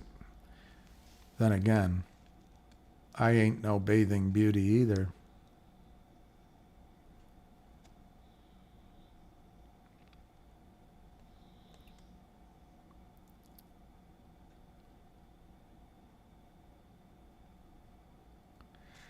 I'm not saying that the real money's made in options trading, PS71 at all. In fact, most of you should just buy the stock and not trade options.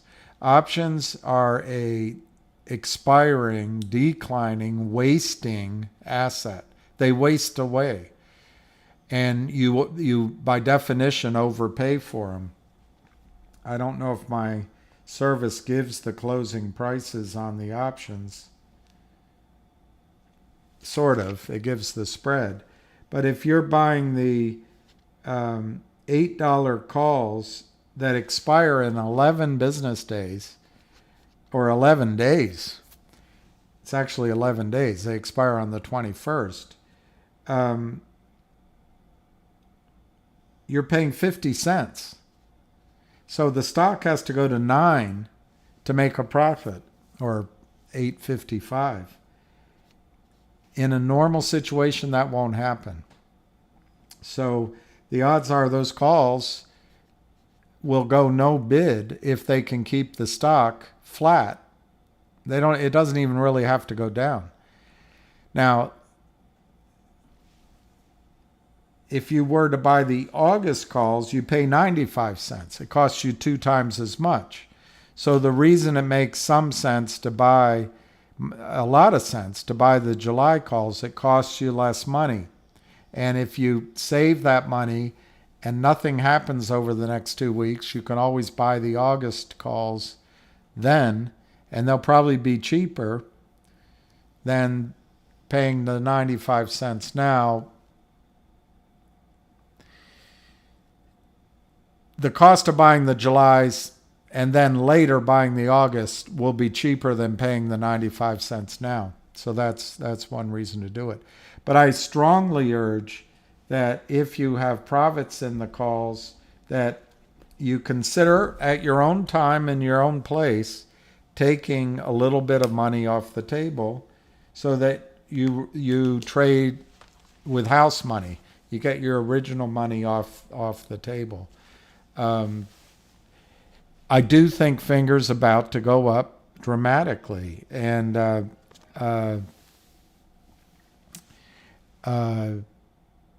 also think GTII is as well.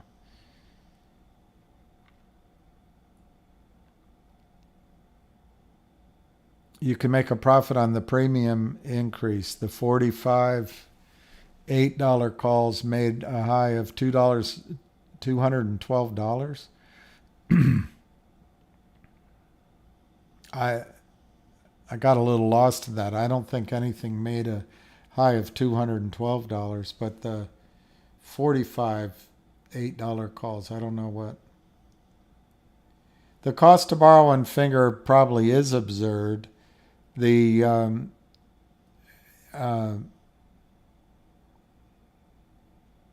General Patton said we were fighting for the wrong side before he died. I don't know. I read a quite good book on General Patton that got me I see a lot of good values to him. I didn't know he made that quote. I look like a professional broadcaster. Well, looks ain't everything.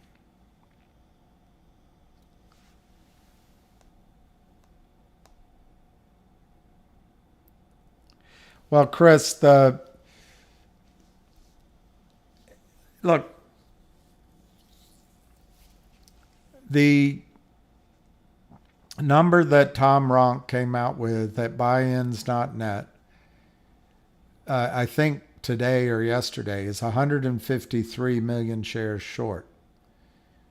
If you believe, as I do, that because Ham watches this every day for 5 years, that there has not been any buying back. When I first bought into Finger, there were either 4 or 6 million shares, 3 million even, that were short. After Lynn Partners did their deal with Finger, and then the stock went to something like $9 or $10. In the space of about 2 weeks, it looks like Lynn Partners, no one else would do it, or maybe some of their clients. But anyway, somebody sold 105 million shares that didn't exist and drove the stock down. Since then, they've been selling every day. There hasn't been any indication that they bought any of those 105 million shares back. And if you add the original 5 or 6, that's 110. And that was almost a year ago, and they've continued to sell. So Tom Ronk's number is 153 million shares short. I don't know how they're still standing. Now, there are arguments out there that Tom Ronk's numbers at buyins.net don't take into account dark pools and don't take into account some sort of hocus pocus crossing. So it only looks at the sales, it doesn't look at the covering, and somehow when they sell these shares, fail to deliver, they're able to locate shares later. Well, there's no deal. That's the whole premise of the toxic convertible notes and driving companies into zombie land, into the addiction to these criminals' chimera of fundraising, so that there will be constantly be supply of stock as they keep selling the stock downward. Finger closed out that transaction. There are no shares for the shorts to sell. Now, there may be shares that private placements or insiders might sell. I don't know. But offsetting that is a massive percentage. I looked at it the other day, and just on a quick look, it seemed like the insiders own, or just the insiders that I could see, own something like 56% of the stock. So, and it may be higher than that.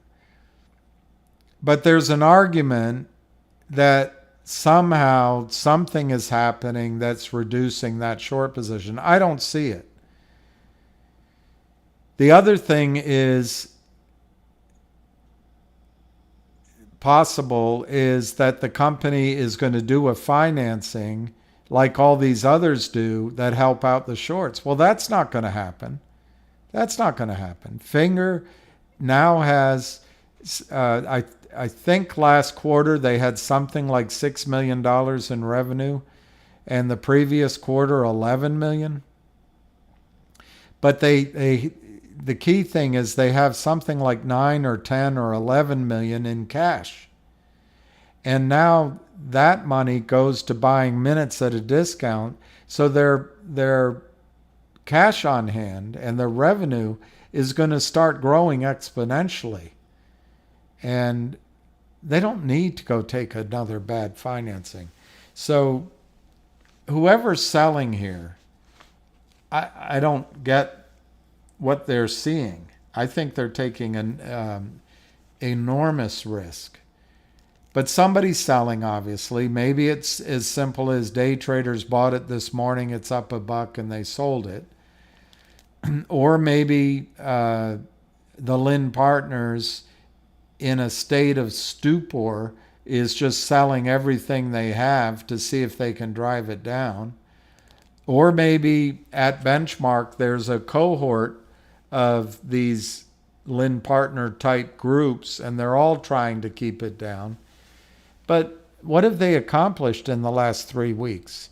The volume, I think, has been close to 18 million shares. The stock has gone from $1.40 to $5.40. They're in trouble. And anyway, I forget the point I was trying to make, other than you could see explosive moves to the upside at any time.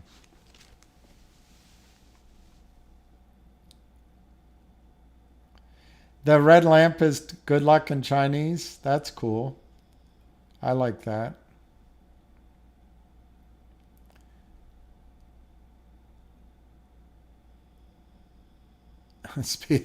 I don't work out of Amsterdam. Yeah, retail could be the new Wales. And, at the risk of getting everybody firing off at me, one of the guys that saw that as a trend and an opportunity was Lou, and he was right about it. What do I think of Core ZQ? 6.1 million real shorts. I don't know anything about Core ZQ, and right now,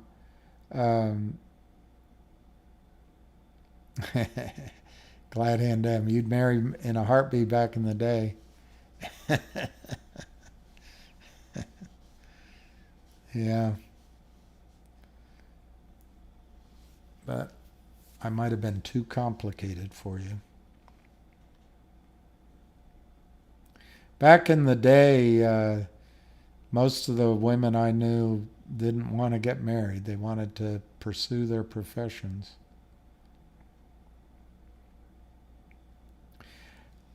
If I would have sold my 45 $8 calls today at the high, would have profited 212. I see.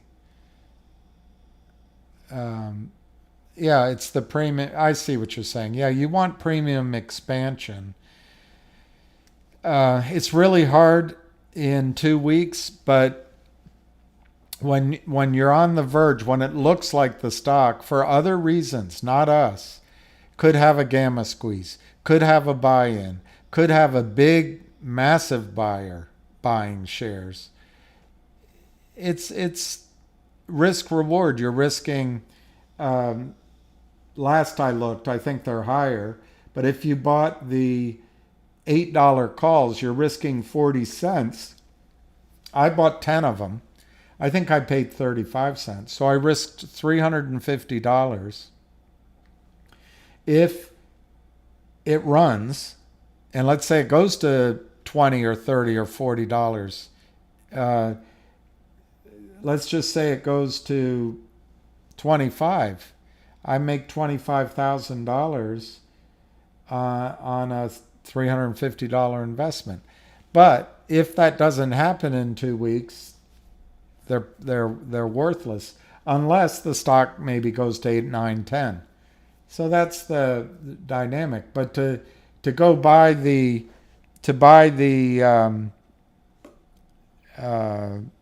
August 8s would have cost me 95 cents. To buy the 4s would cost $2. So you're spending more money, and it's just as volatile, both to the downside and to the upside. But I really think most people should just buy the stock. It's so cheap compared to where it could go.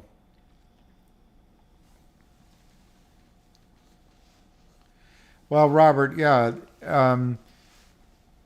162 million volume. Are you kidding? I see 1.6 million shares volume. You see 162 million? I don't see that. Yeah, Robert, it's all short term, but I like your idea of selling during this week, particularly if it runs up. For example, if you own,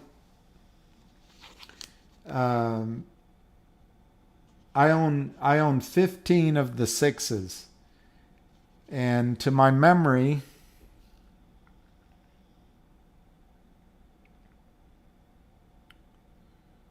I can't remember. To my memory, I paid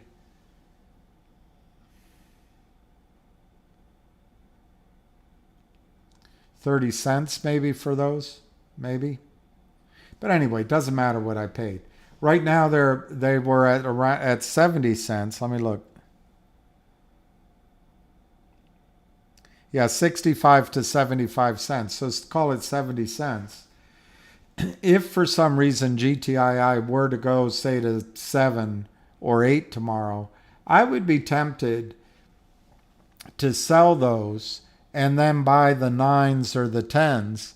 That way, I'm taking my original money off the table, and then I'm still have the upside exposure if it explodes to the upside.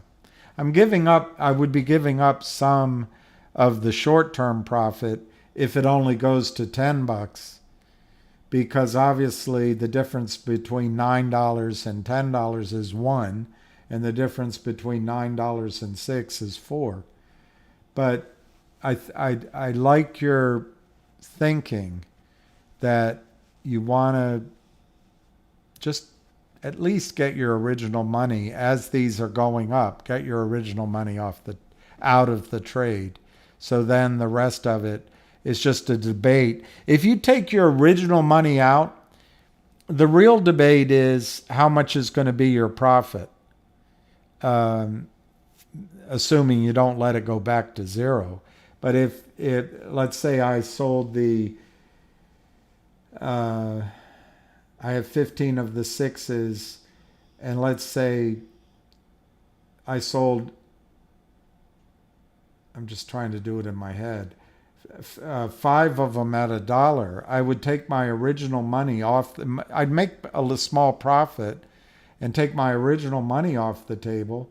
So then it's just a question of, where do I sell the 10? Do I sell them low, or I let them run and maybe I make a huge profit? But at least I know I have my grub stake back. Yeah, I see 1.608. Fritz, you screenshotted it. You're seeing volume of 162 million? I have an IBKR account. I just don't know how to sign into it. 162 million. That would be one hell of a cross. That means somebody put up $1 billion or whatever it is, a little bit under $1 billion.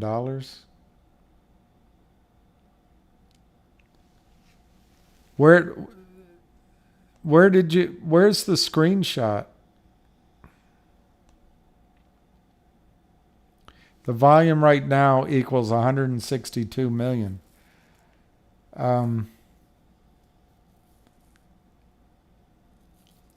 There's an email that Matt set up for me called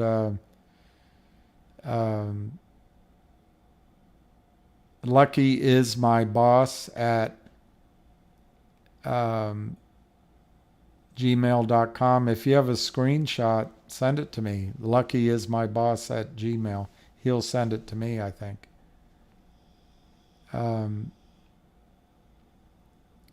IBKR. You know, Fritz, I have an account. I never funded it, but it's still there. But I forgot my passcode, so I don't know how to confirm what you're saying. So it'd be great to hear what you see. I just still see 1.6 million shares. Oh, you're going to log into the trader. Okay. Or you can DM Jenny L on Twitter. Jenny L. It's, what's it called? International Broker? It's called something like that. It's a good brokerage firm for trading.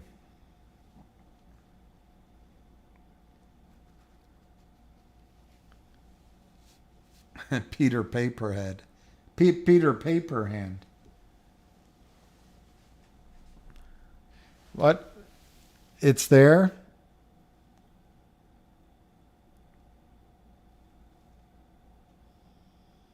GoLogic is, yeah, Interactive Brokers, that's it.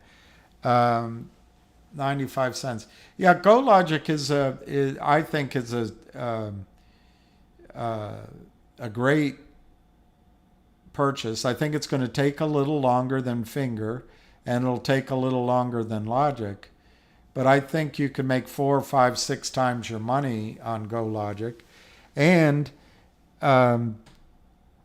the group that's sniffing around or probably investing in Finger is also apparently, I think they were there first, looking at GoLogic. So there's always a chance of a institutional type move like that.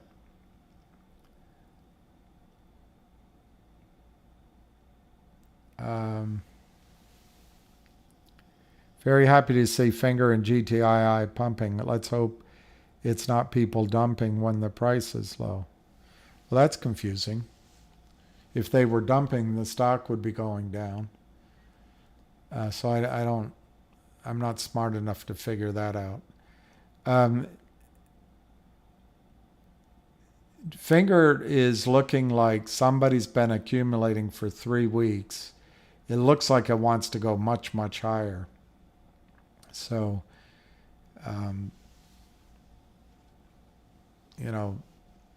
hold that tiger. Is there any way to find out if there's a naked short in a company? Is it just paying off the toxic? No. Who does the finding? How can we dig deep? Well, Carolina, you can go to OTC short.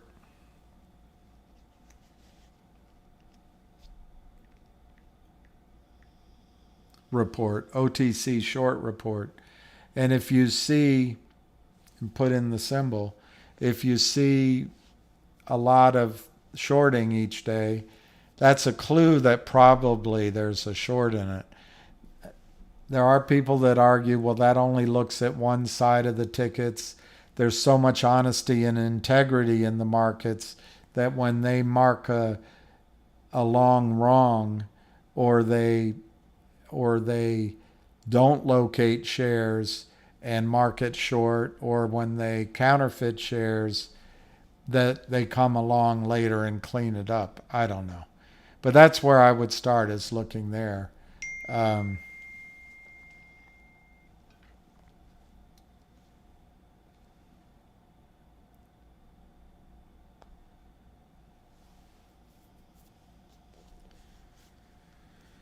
So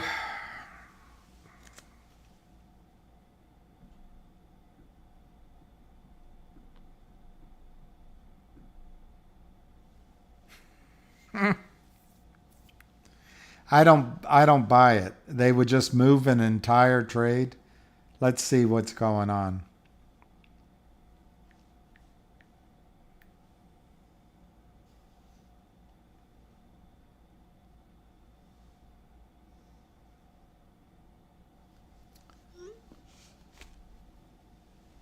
When do you plan to sell your July 6 calls?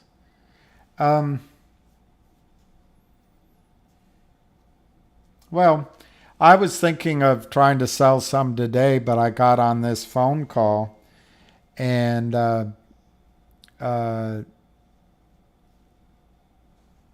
look at analyst report from Thomson Reuters on E-Trade.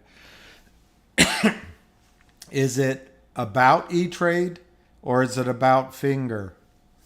Because I can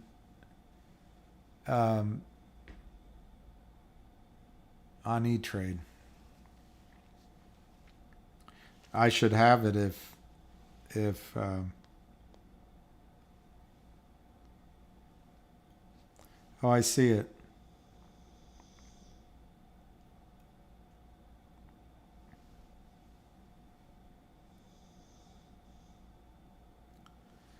Oh, it's re.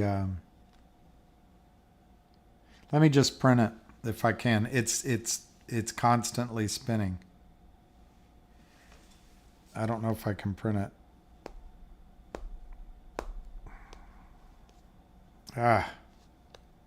Enough to drive you crazy.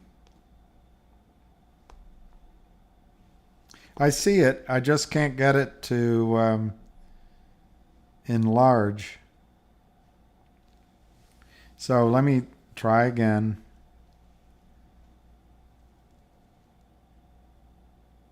"52-week high." That's pretty good. It's got a score of 3.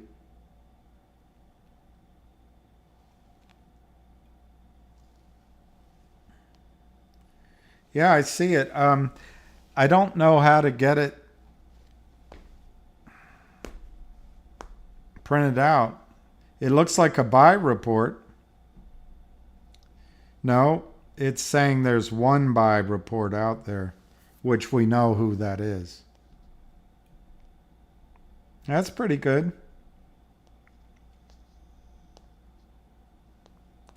It's good to have reports out there. That gets institutions interested. Thank you, Jenny. I just forwarded it. I just forwarded that to see if I can get a response.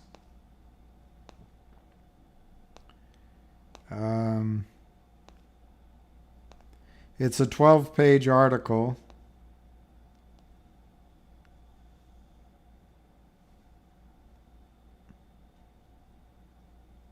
I don't see the analyst reports. Top institutional holdings of Finger: Ever Sino International, Oculus Group Holdings, Ming, 2 Mings, and Lin Partners, Strategery. It shows Lin Partners is owning 2.5 million shares. Maybe they'll hold on to that.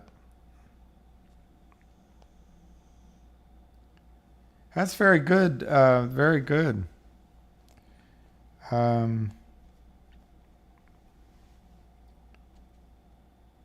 Maybe they'll make back the money. There's also a report from Reuters Global. It might be the same report. No, it's different. All right, I'll try to get those printed out. I can't do it from this. There's two research reports.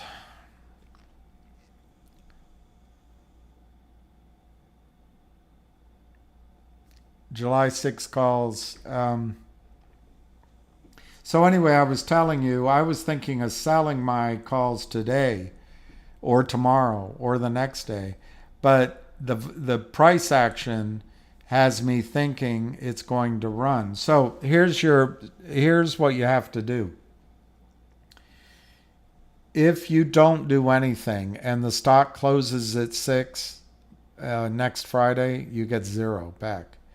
If the stock just trades here at 550 for the next 3 or 4 days, that bid will not only go down, it might disappear. So while people are buying, while there's interest, while the stock's going up, is a good time to at least sell part of your position. And I'm not sure I'm going to do that today, tomorrow, or the next day, or even this week. Because if the stock looks like it's going to run, I think I'm going to hold on to it and take the risk that it just expires worthless. But that's how I'm looking at it right now. What if the stock were to go to 8 or 9 tomorrow, or 10? I might just say, you know what? I'll sell those and buy the 10s. So I guess it's going to be, no, Tiafoe's out. Tiafoe's out. If they expire in the money, I would sell them before they expire, because you'll have to notify your broker to exercise them. And why would you do that? It costs money. Just sell them. And then what'll happen next Friday is the market makers will pick a strike price to close it on. And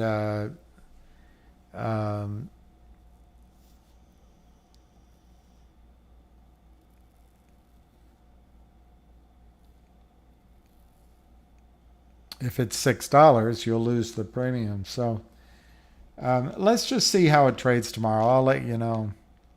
Do you see it going back under 5? I don't.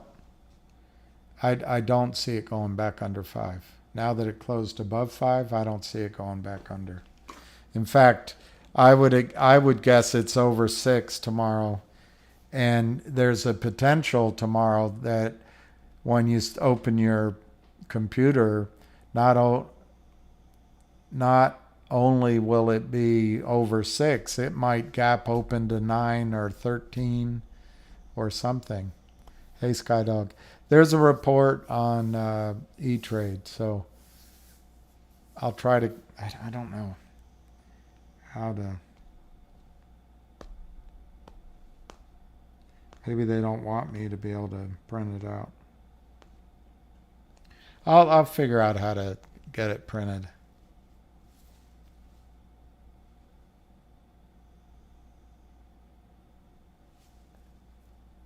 I have a market outlook from Morgan Stanley.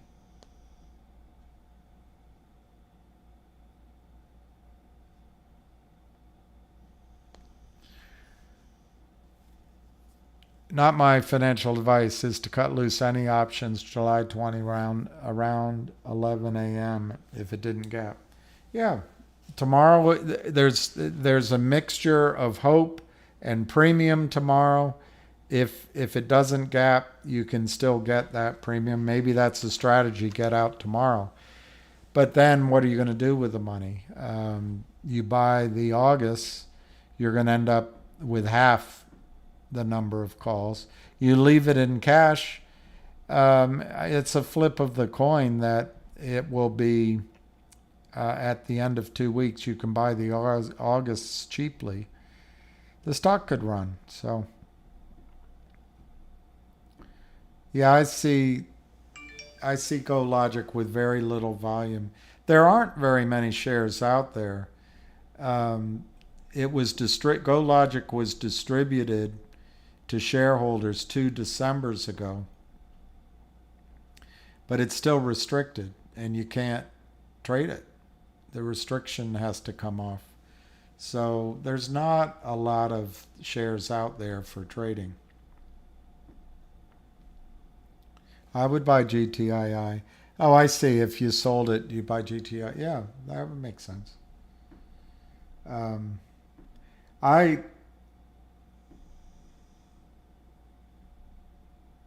We'll see how it trades tomorrow. I mean,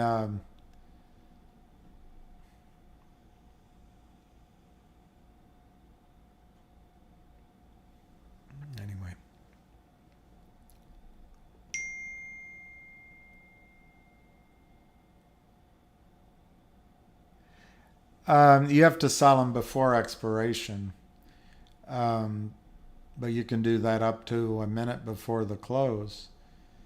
If your firm, I mean, you own calls, so unless you let them know that you want to exercise, my experience is they don't exercise. They don't automatically exercise them. I don't know what those words say, and it's probably Chinese. It's probably Chinese. The one downstairs said luck.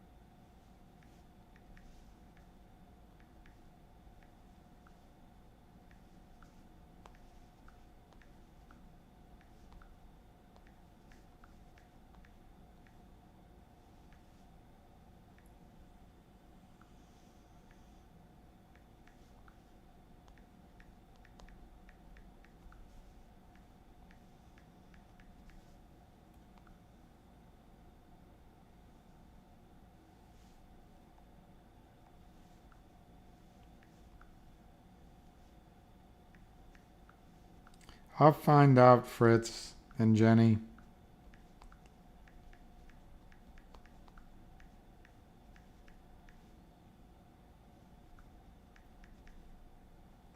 I'll try to find out what.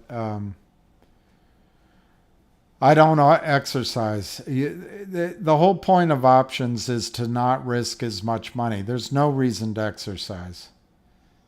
None. I mean, if you really want to own the stock, you could have just bought it in the first place. I suppose later on you could decide, I really want to own it rather than sell it. But it's just, if you own the, if you own the, I don't know, the July 6 calls, and the stock closes at 650 or 7 or 10, why would you exercise it? Let's say it closed at 10. You exercised the sixes. You paid, let's say, 40 cents for it. Just for simplicity, you paid 50 cents for them. So it closes at 10. You exercise it. So now, assuming no trading, now you have no fluctuation in price. You have a stock worth $10 that you paid $6.50 for. So you have a profit of $3.50. Well, you bought the calls for 50 cents, the sixes. The stock is trading at 10. You could sell them for $3.50 without going through all that trouble. Hang on just a second.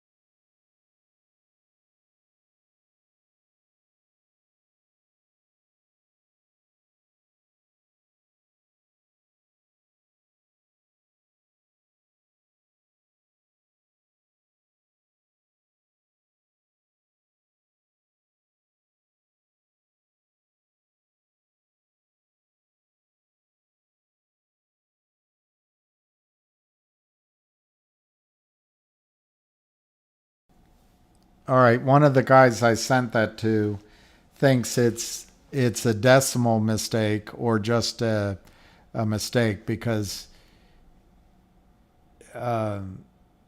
it's similar to the volume. I don't know. I'll try to get a better answer. Let me see what Fritz says.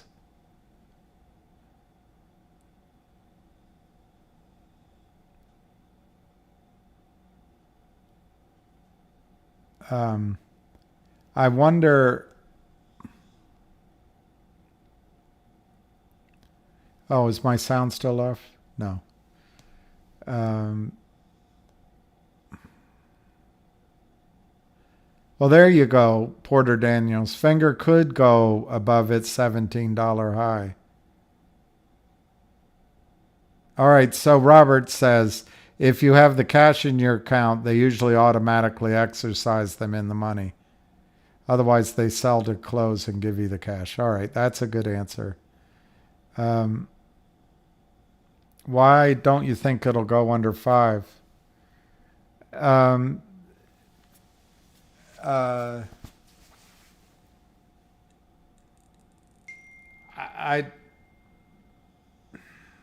it may test 5, but I instinctive. But I would say it's partly there's now 3 research reports out that I see. $5 opens up the thundering herd at Merrill Lynch and I'm sure the other brokerage firms. It's going to appear on a lot of screens as being up $1 today. In fact, I'm sure if you maybe I can find that. Let me see. This computer is so slow, but let me just see if I can find.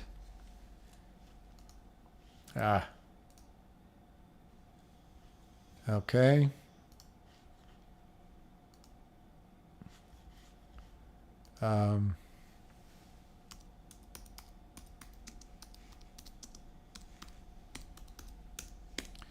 Let's see if this comes up. But it's going to show up on people's screens. Brokers are going to be able to buy it. Retail clients are going to be able to buy it. Institutions are going to be able to buy it now that it's over 5. I think there's margin calls. I don't think the problem's gone away. And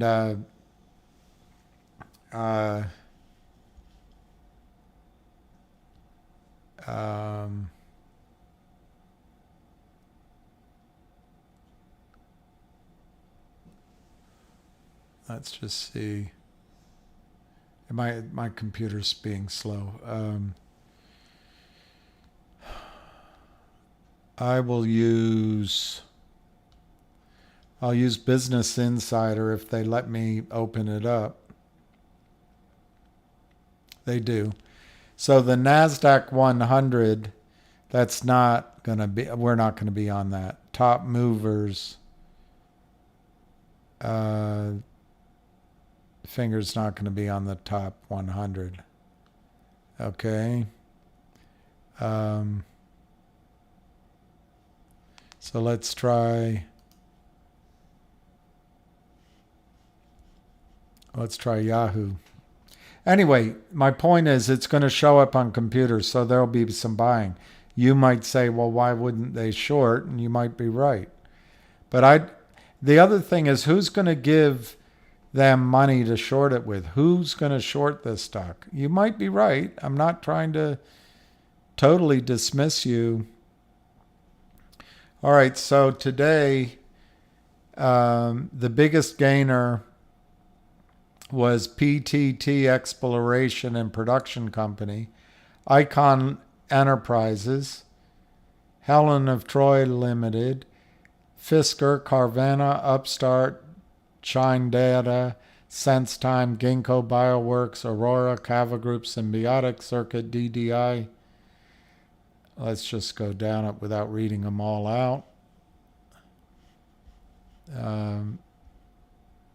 Let's go to the next page.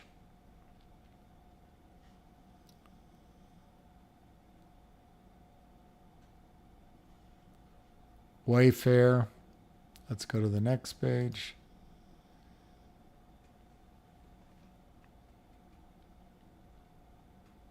Rocket companies.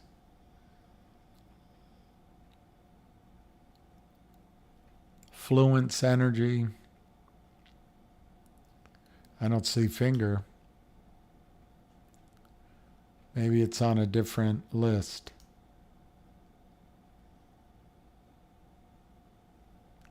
But anyway, these traders and these institutions have screens that aren't Yahoo, and it'll show, this stock will show up as having rallied over $1, and I just think it'll generate interest. In addition, the whales are in there buying. Yeah, I don't see.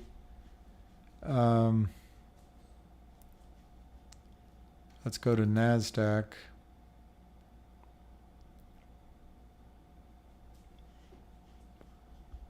Components.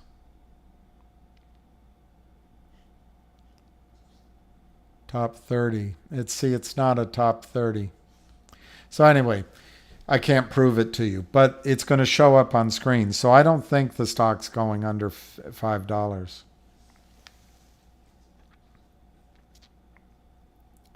Yeah, 63% short volume, and it ran $1. Well, that's right, Rico. In the Weimar Republic, as their currency collapsed, the stock market soared and then collapsed.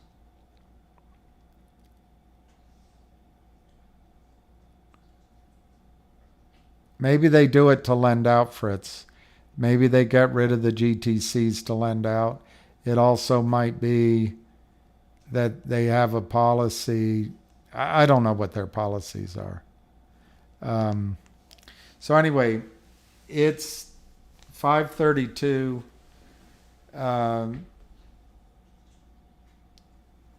Unless it gets boring, I'll go to 6.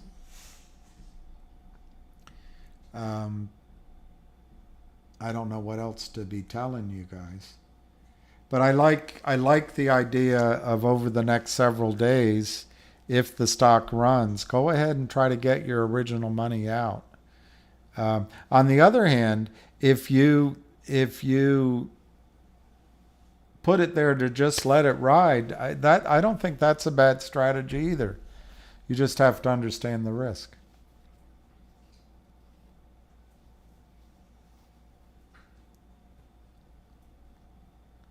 Skydog, does Logic have an ex-dividend date for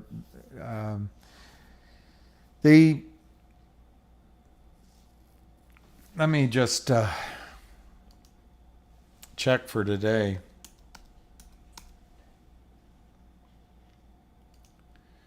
The S4 approval hasn't come yet.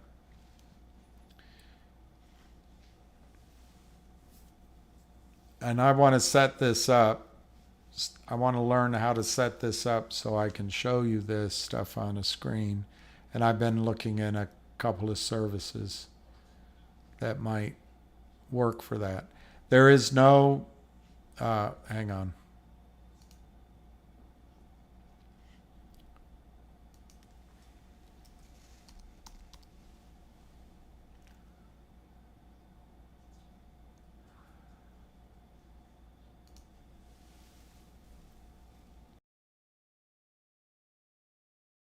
Okay, June 20, they filed the S4.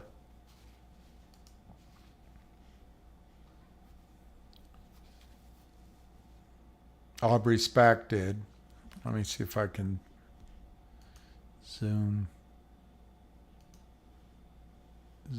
in. Zoom in. Do it one more time.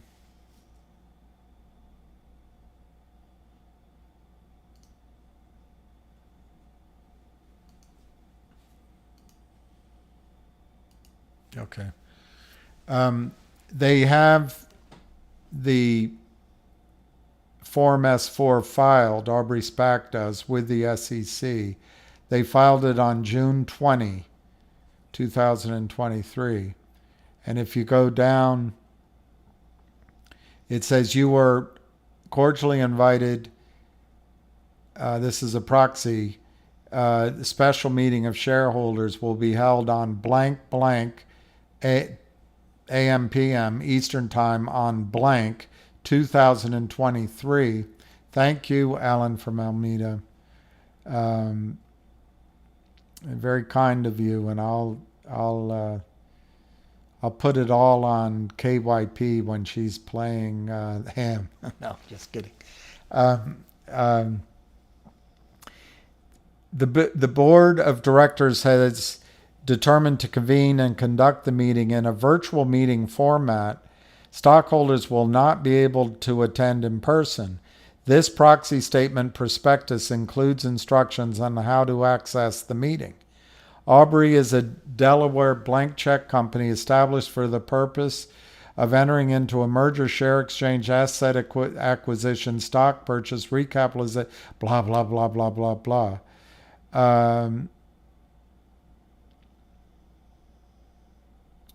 By and among Aubrey Merger Sub Inc., a Delaware corporation, and a wholly owned subsidiary of Aubrey, and Logic, a Delaware corporation, DLQ parent, whose common stock is quoted on the OTC market, LGIQ, and DLQ, a Nevada corporation, a wholly owned subsidiary of DLQ parent. Aubrey's unit stock warrants commenced trading on the NASDAQ stock market separately on September 3, 2021. Upon closing of this transaction, contemplated in the merger agreement, Merger Sub will merge with and into DLQ business combination, with DLQ surviving the merger as a wholly owned subsidiary of Aubrey, the surviving corporation. So it goes on and on and on and on. But the point is, this is the S4 that's been filed with the SEC, which is awaiting approval. Once the SEC approves this, then you'll get a date where you can vote, and then you'll see that DLQ is being distributed into the Aubrey SPAC. The SPAC will be de-SPACed. It will become DLQ, probably, with the aim of going on the NASDAQ market, or it already is. Aubrey SPAC already is.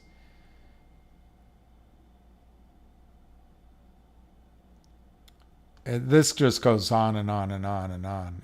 I can't read it all to you. It's 218 pages long with addenda. So I can't read it all, but the common stock, they don't give the price. They've got all sorts of definitions. Anyway, it's coming as soon as the SEC approves this, and it just hasn't happened yet. Once the SEC approves it, then you'll get notification of the proxy, which will need to be voted on, but then it'll include a proposed record date and effective date.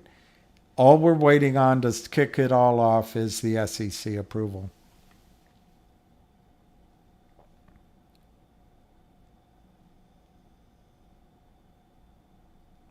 Well, you might miss out on the Logic spinoff, depending on what you do. But it has to be announced. So you'll have time to get back into it I'm making it up. If the S4 were approved tomorrow, it would be probably 2 weeks from now at a minimum that the vote's even held, And then maybe the following week you would have, thank you, Matthew Parker.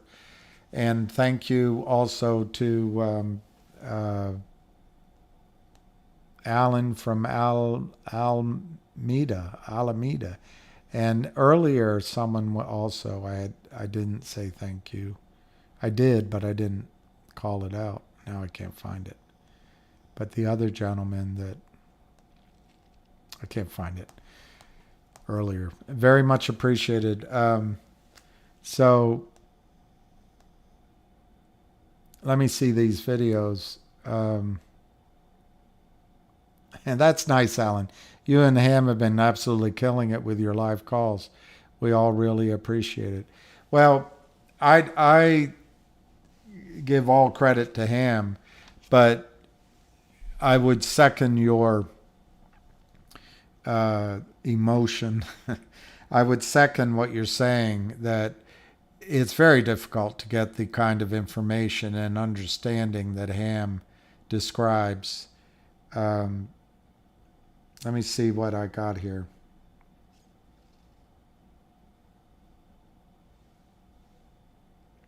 Yeah, EBKR is making weird noises. You can see here, this is a GTII. This is correct. This is finger, so something is really weird. Yeah, EBKR. That's a good video. So, again.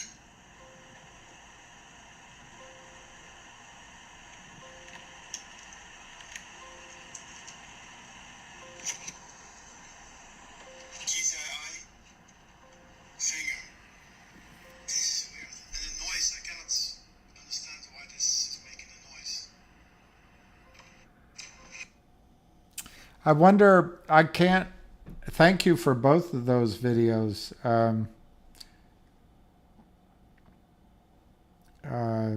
I cannot,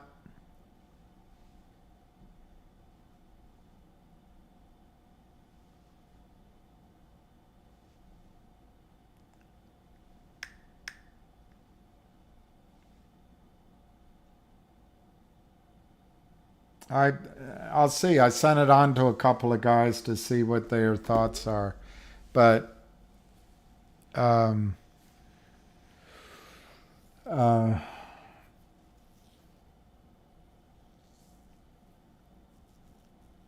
can't.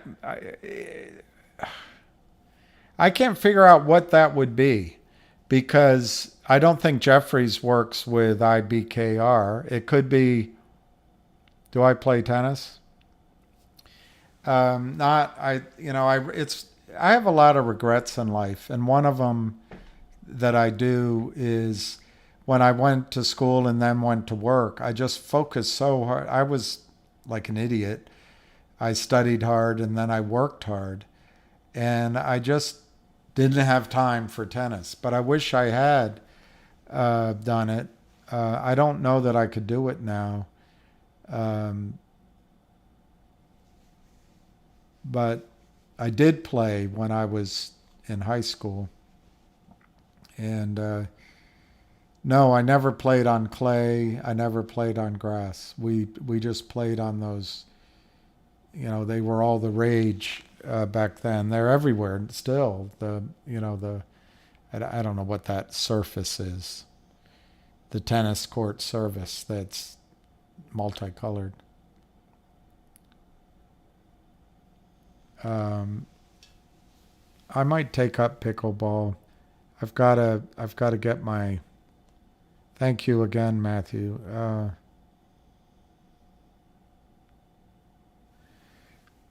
All right, so I'm gonna go 15 more minutes, and I'll try to get an answer, Fritz. And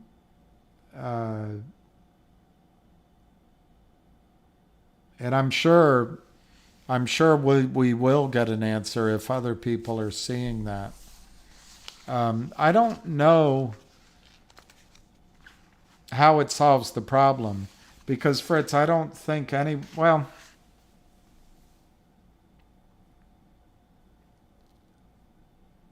I suppose if whoever was the prime broker actually kept all the shares, all the money from the sales in one place, they could be crossing new counterfeit shares.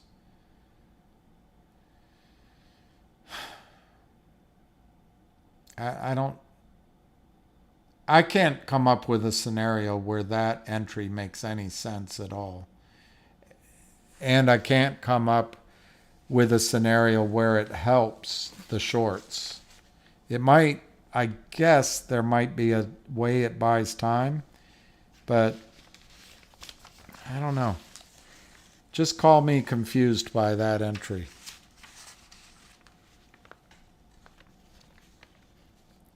That's all right, Fritz. It's okay. I sent it on. I'll see what. Yeah, OTC Pimpin. I think things are about to get very interesting in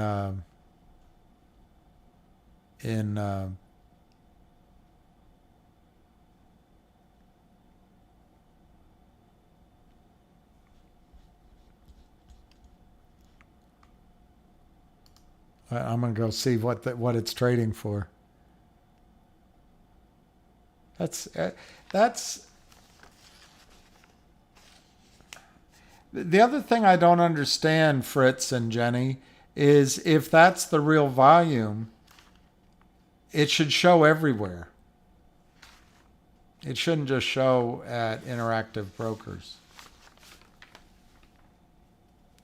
Now we're at 549. The ask is 568. 568. 568.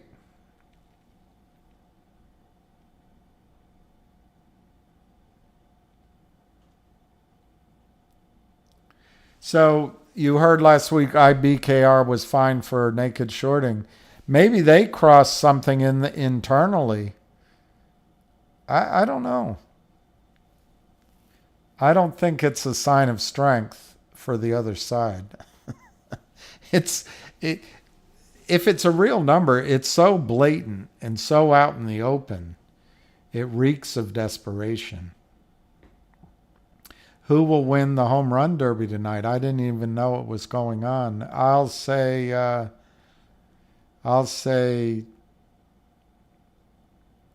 don't know. Let me look who's in it.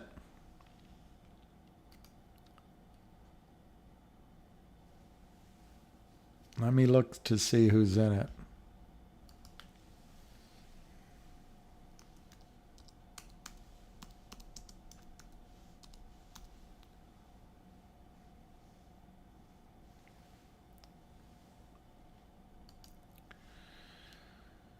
Let me see who's in it.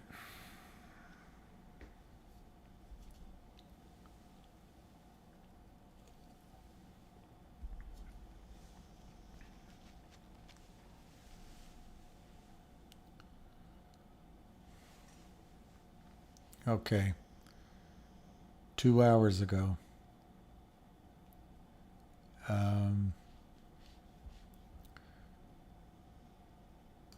Let's see. You got the Mariners. Is that Mookie Betts? Pete Alonso? Oh, my computer's so slow. All right, here. I should have it up. The loser from the Mets will win.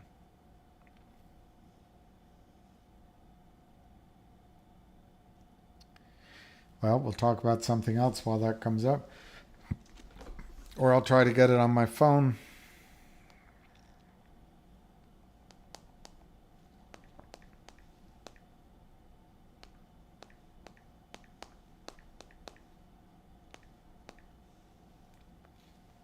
It's so slow.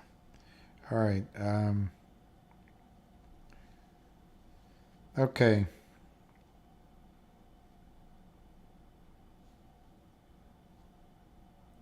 So we have Pete Alonso, Vlad Guerrero, Luis Roberts, Julio Rodriguez, Adolis Garcia, Mookie Betts, Randy Arozarena, Adley Rutschman.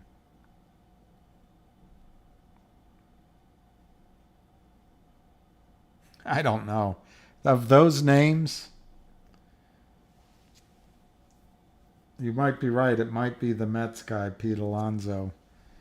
But I would go with Adley Rutschman just to be completely crazy. I don't know. I don't know who's gonna. Yeah, it's probably leave my Mets alone. Pete Alonso. Yeah, he looks like the likely one.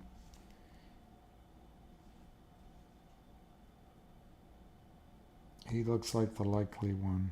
But you never know. He'll win, but the Mets will still suck. Buy in tonight. I don't know. I'm confused by this thing that Fritz sent.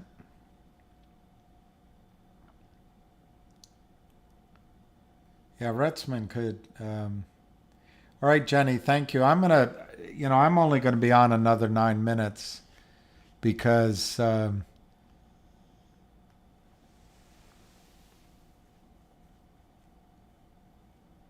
Alonso against Julio Rodriguez. I don't know who's going to win. This guy's saying that Arozarena is going to do it. And then this guy is saying, this guy's saying a Rodriguez-Richmond final.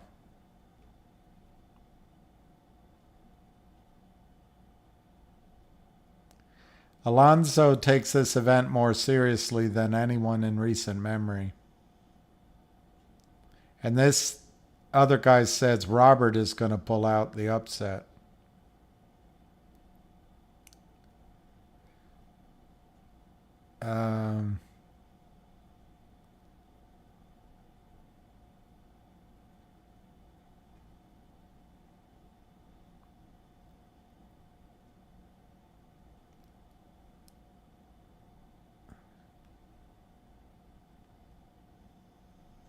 Hey, that's pretty neat. I didn't know the Derby's on tonight. Maybe I'll watch it.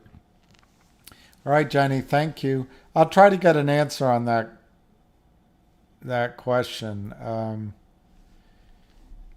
I just don't know.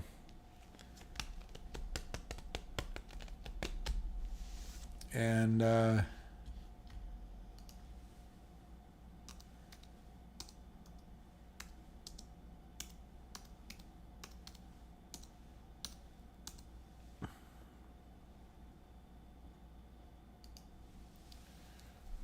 leave my Mets alone. All right, so running out of things to talk about, I'm going to quickly look at what the news is on Novak Djokovic. You got 7 more minutes if you have any questions at all. I do, and we can look at Finger again. Alonso has to take it seriously because his team sucks. Well, Steve Cohen's one of your enemies, in my opinion. Kodak,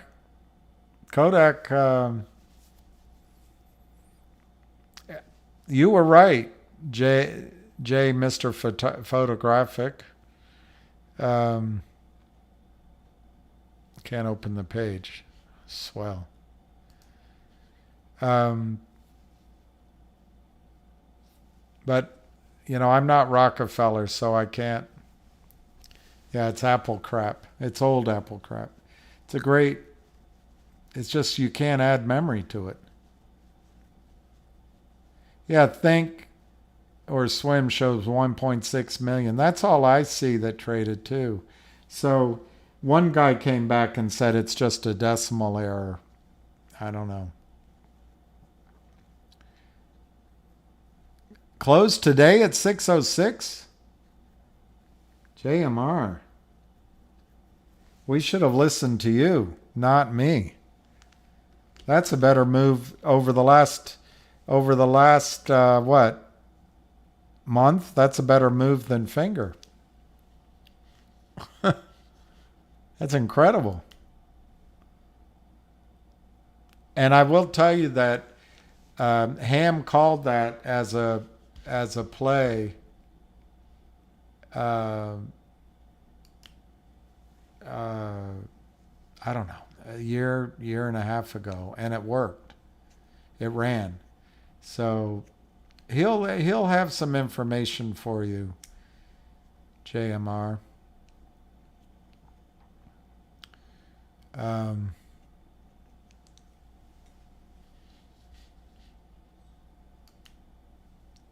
and he knows of someone that wants to buy shares too. This is so slow. Okay.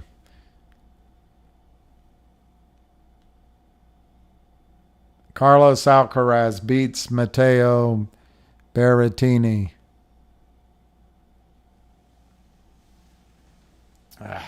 Good for him. Can't say that I'm thrilled.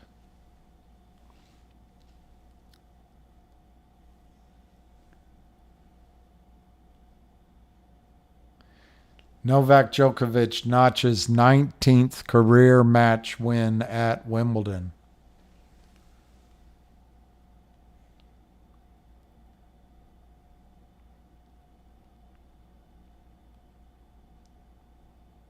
Unbelievable.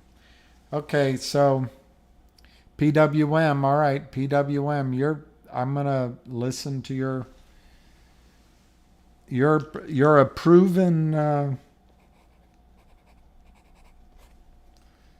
proven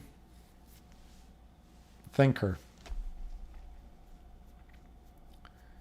Joe S., I don't know when we'll all meet and celebrate. Ham was saying we'll go to Las Vegas. That sounds good to me. Maybe there'll be so many of us we have to take out a hotel. Chris Daniel, finger RSI relative strength index is holding at 93%. It could go any time. GTI is uptrending.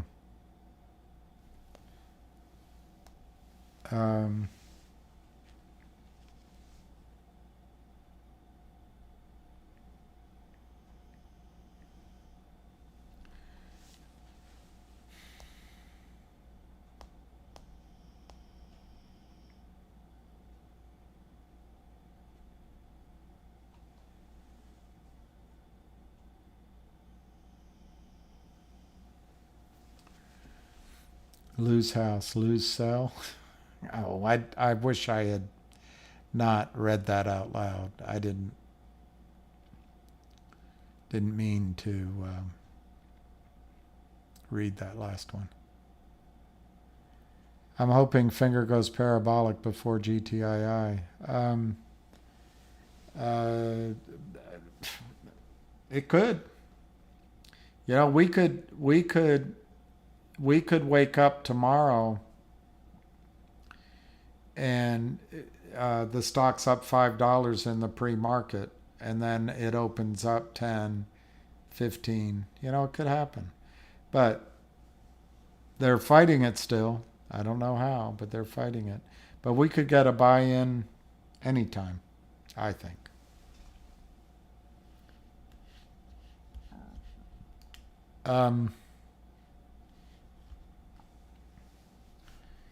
I wouldn't mind sitting around a table and playing poker out there, or 1.6 million, 550. All right, one more minute. And unless I see a huge question, I'm going to sign off. Thank you for coming on. Thank you for your contributions. Aaron, yeah, exactly. Most people have their focus on GTII, but if Finger runs, not only do I think that money will come into GTII, I think as Finger goes, GTII is going to go. I don't know why. It's just they seem to be matched at the hip. Vegas better than LA. Yeah, I would, I wouldn't mind going to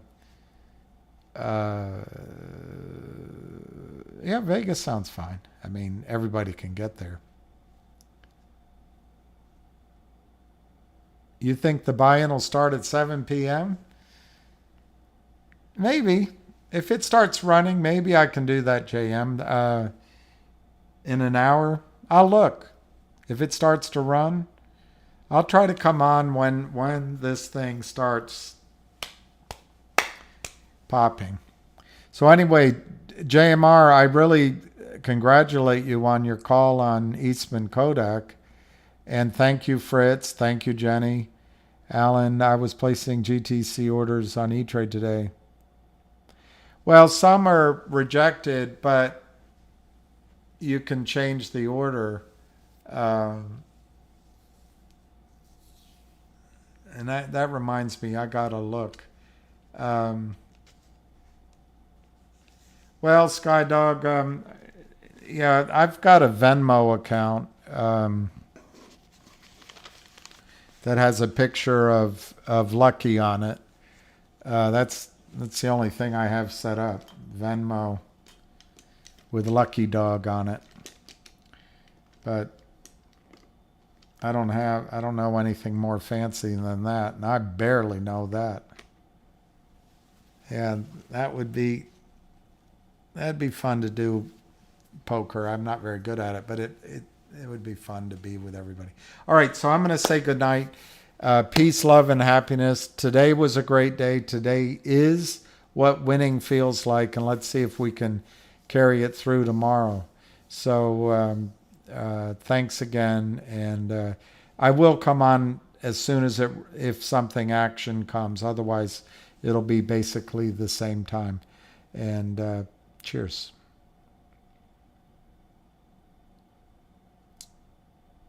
Craps. I would increase my prices and get it through. Yeah. Alan, I just got to see what he means.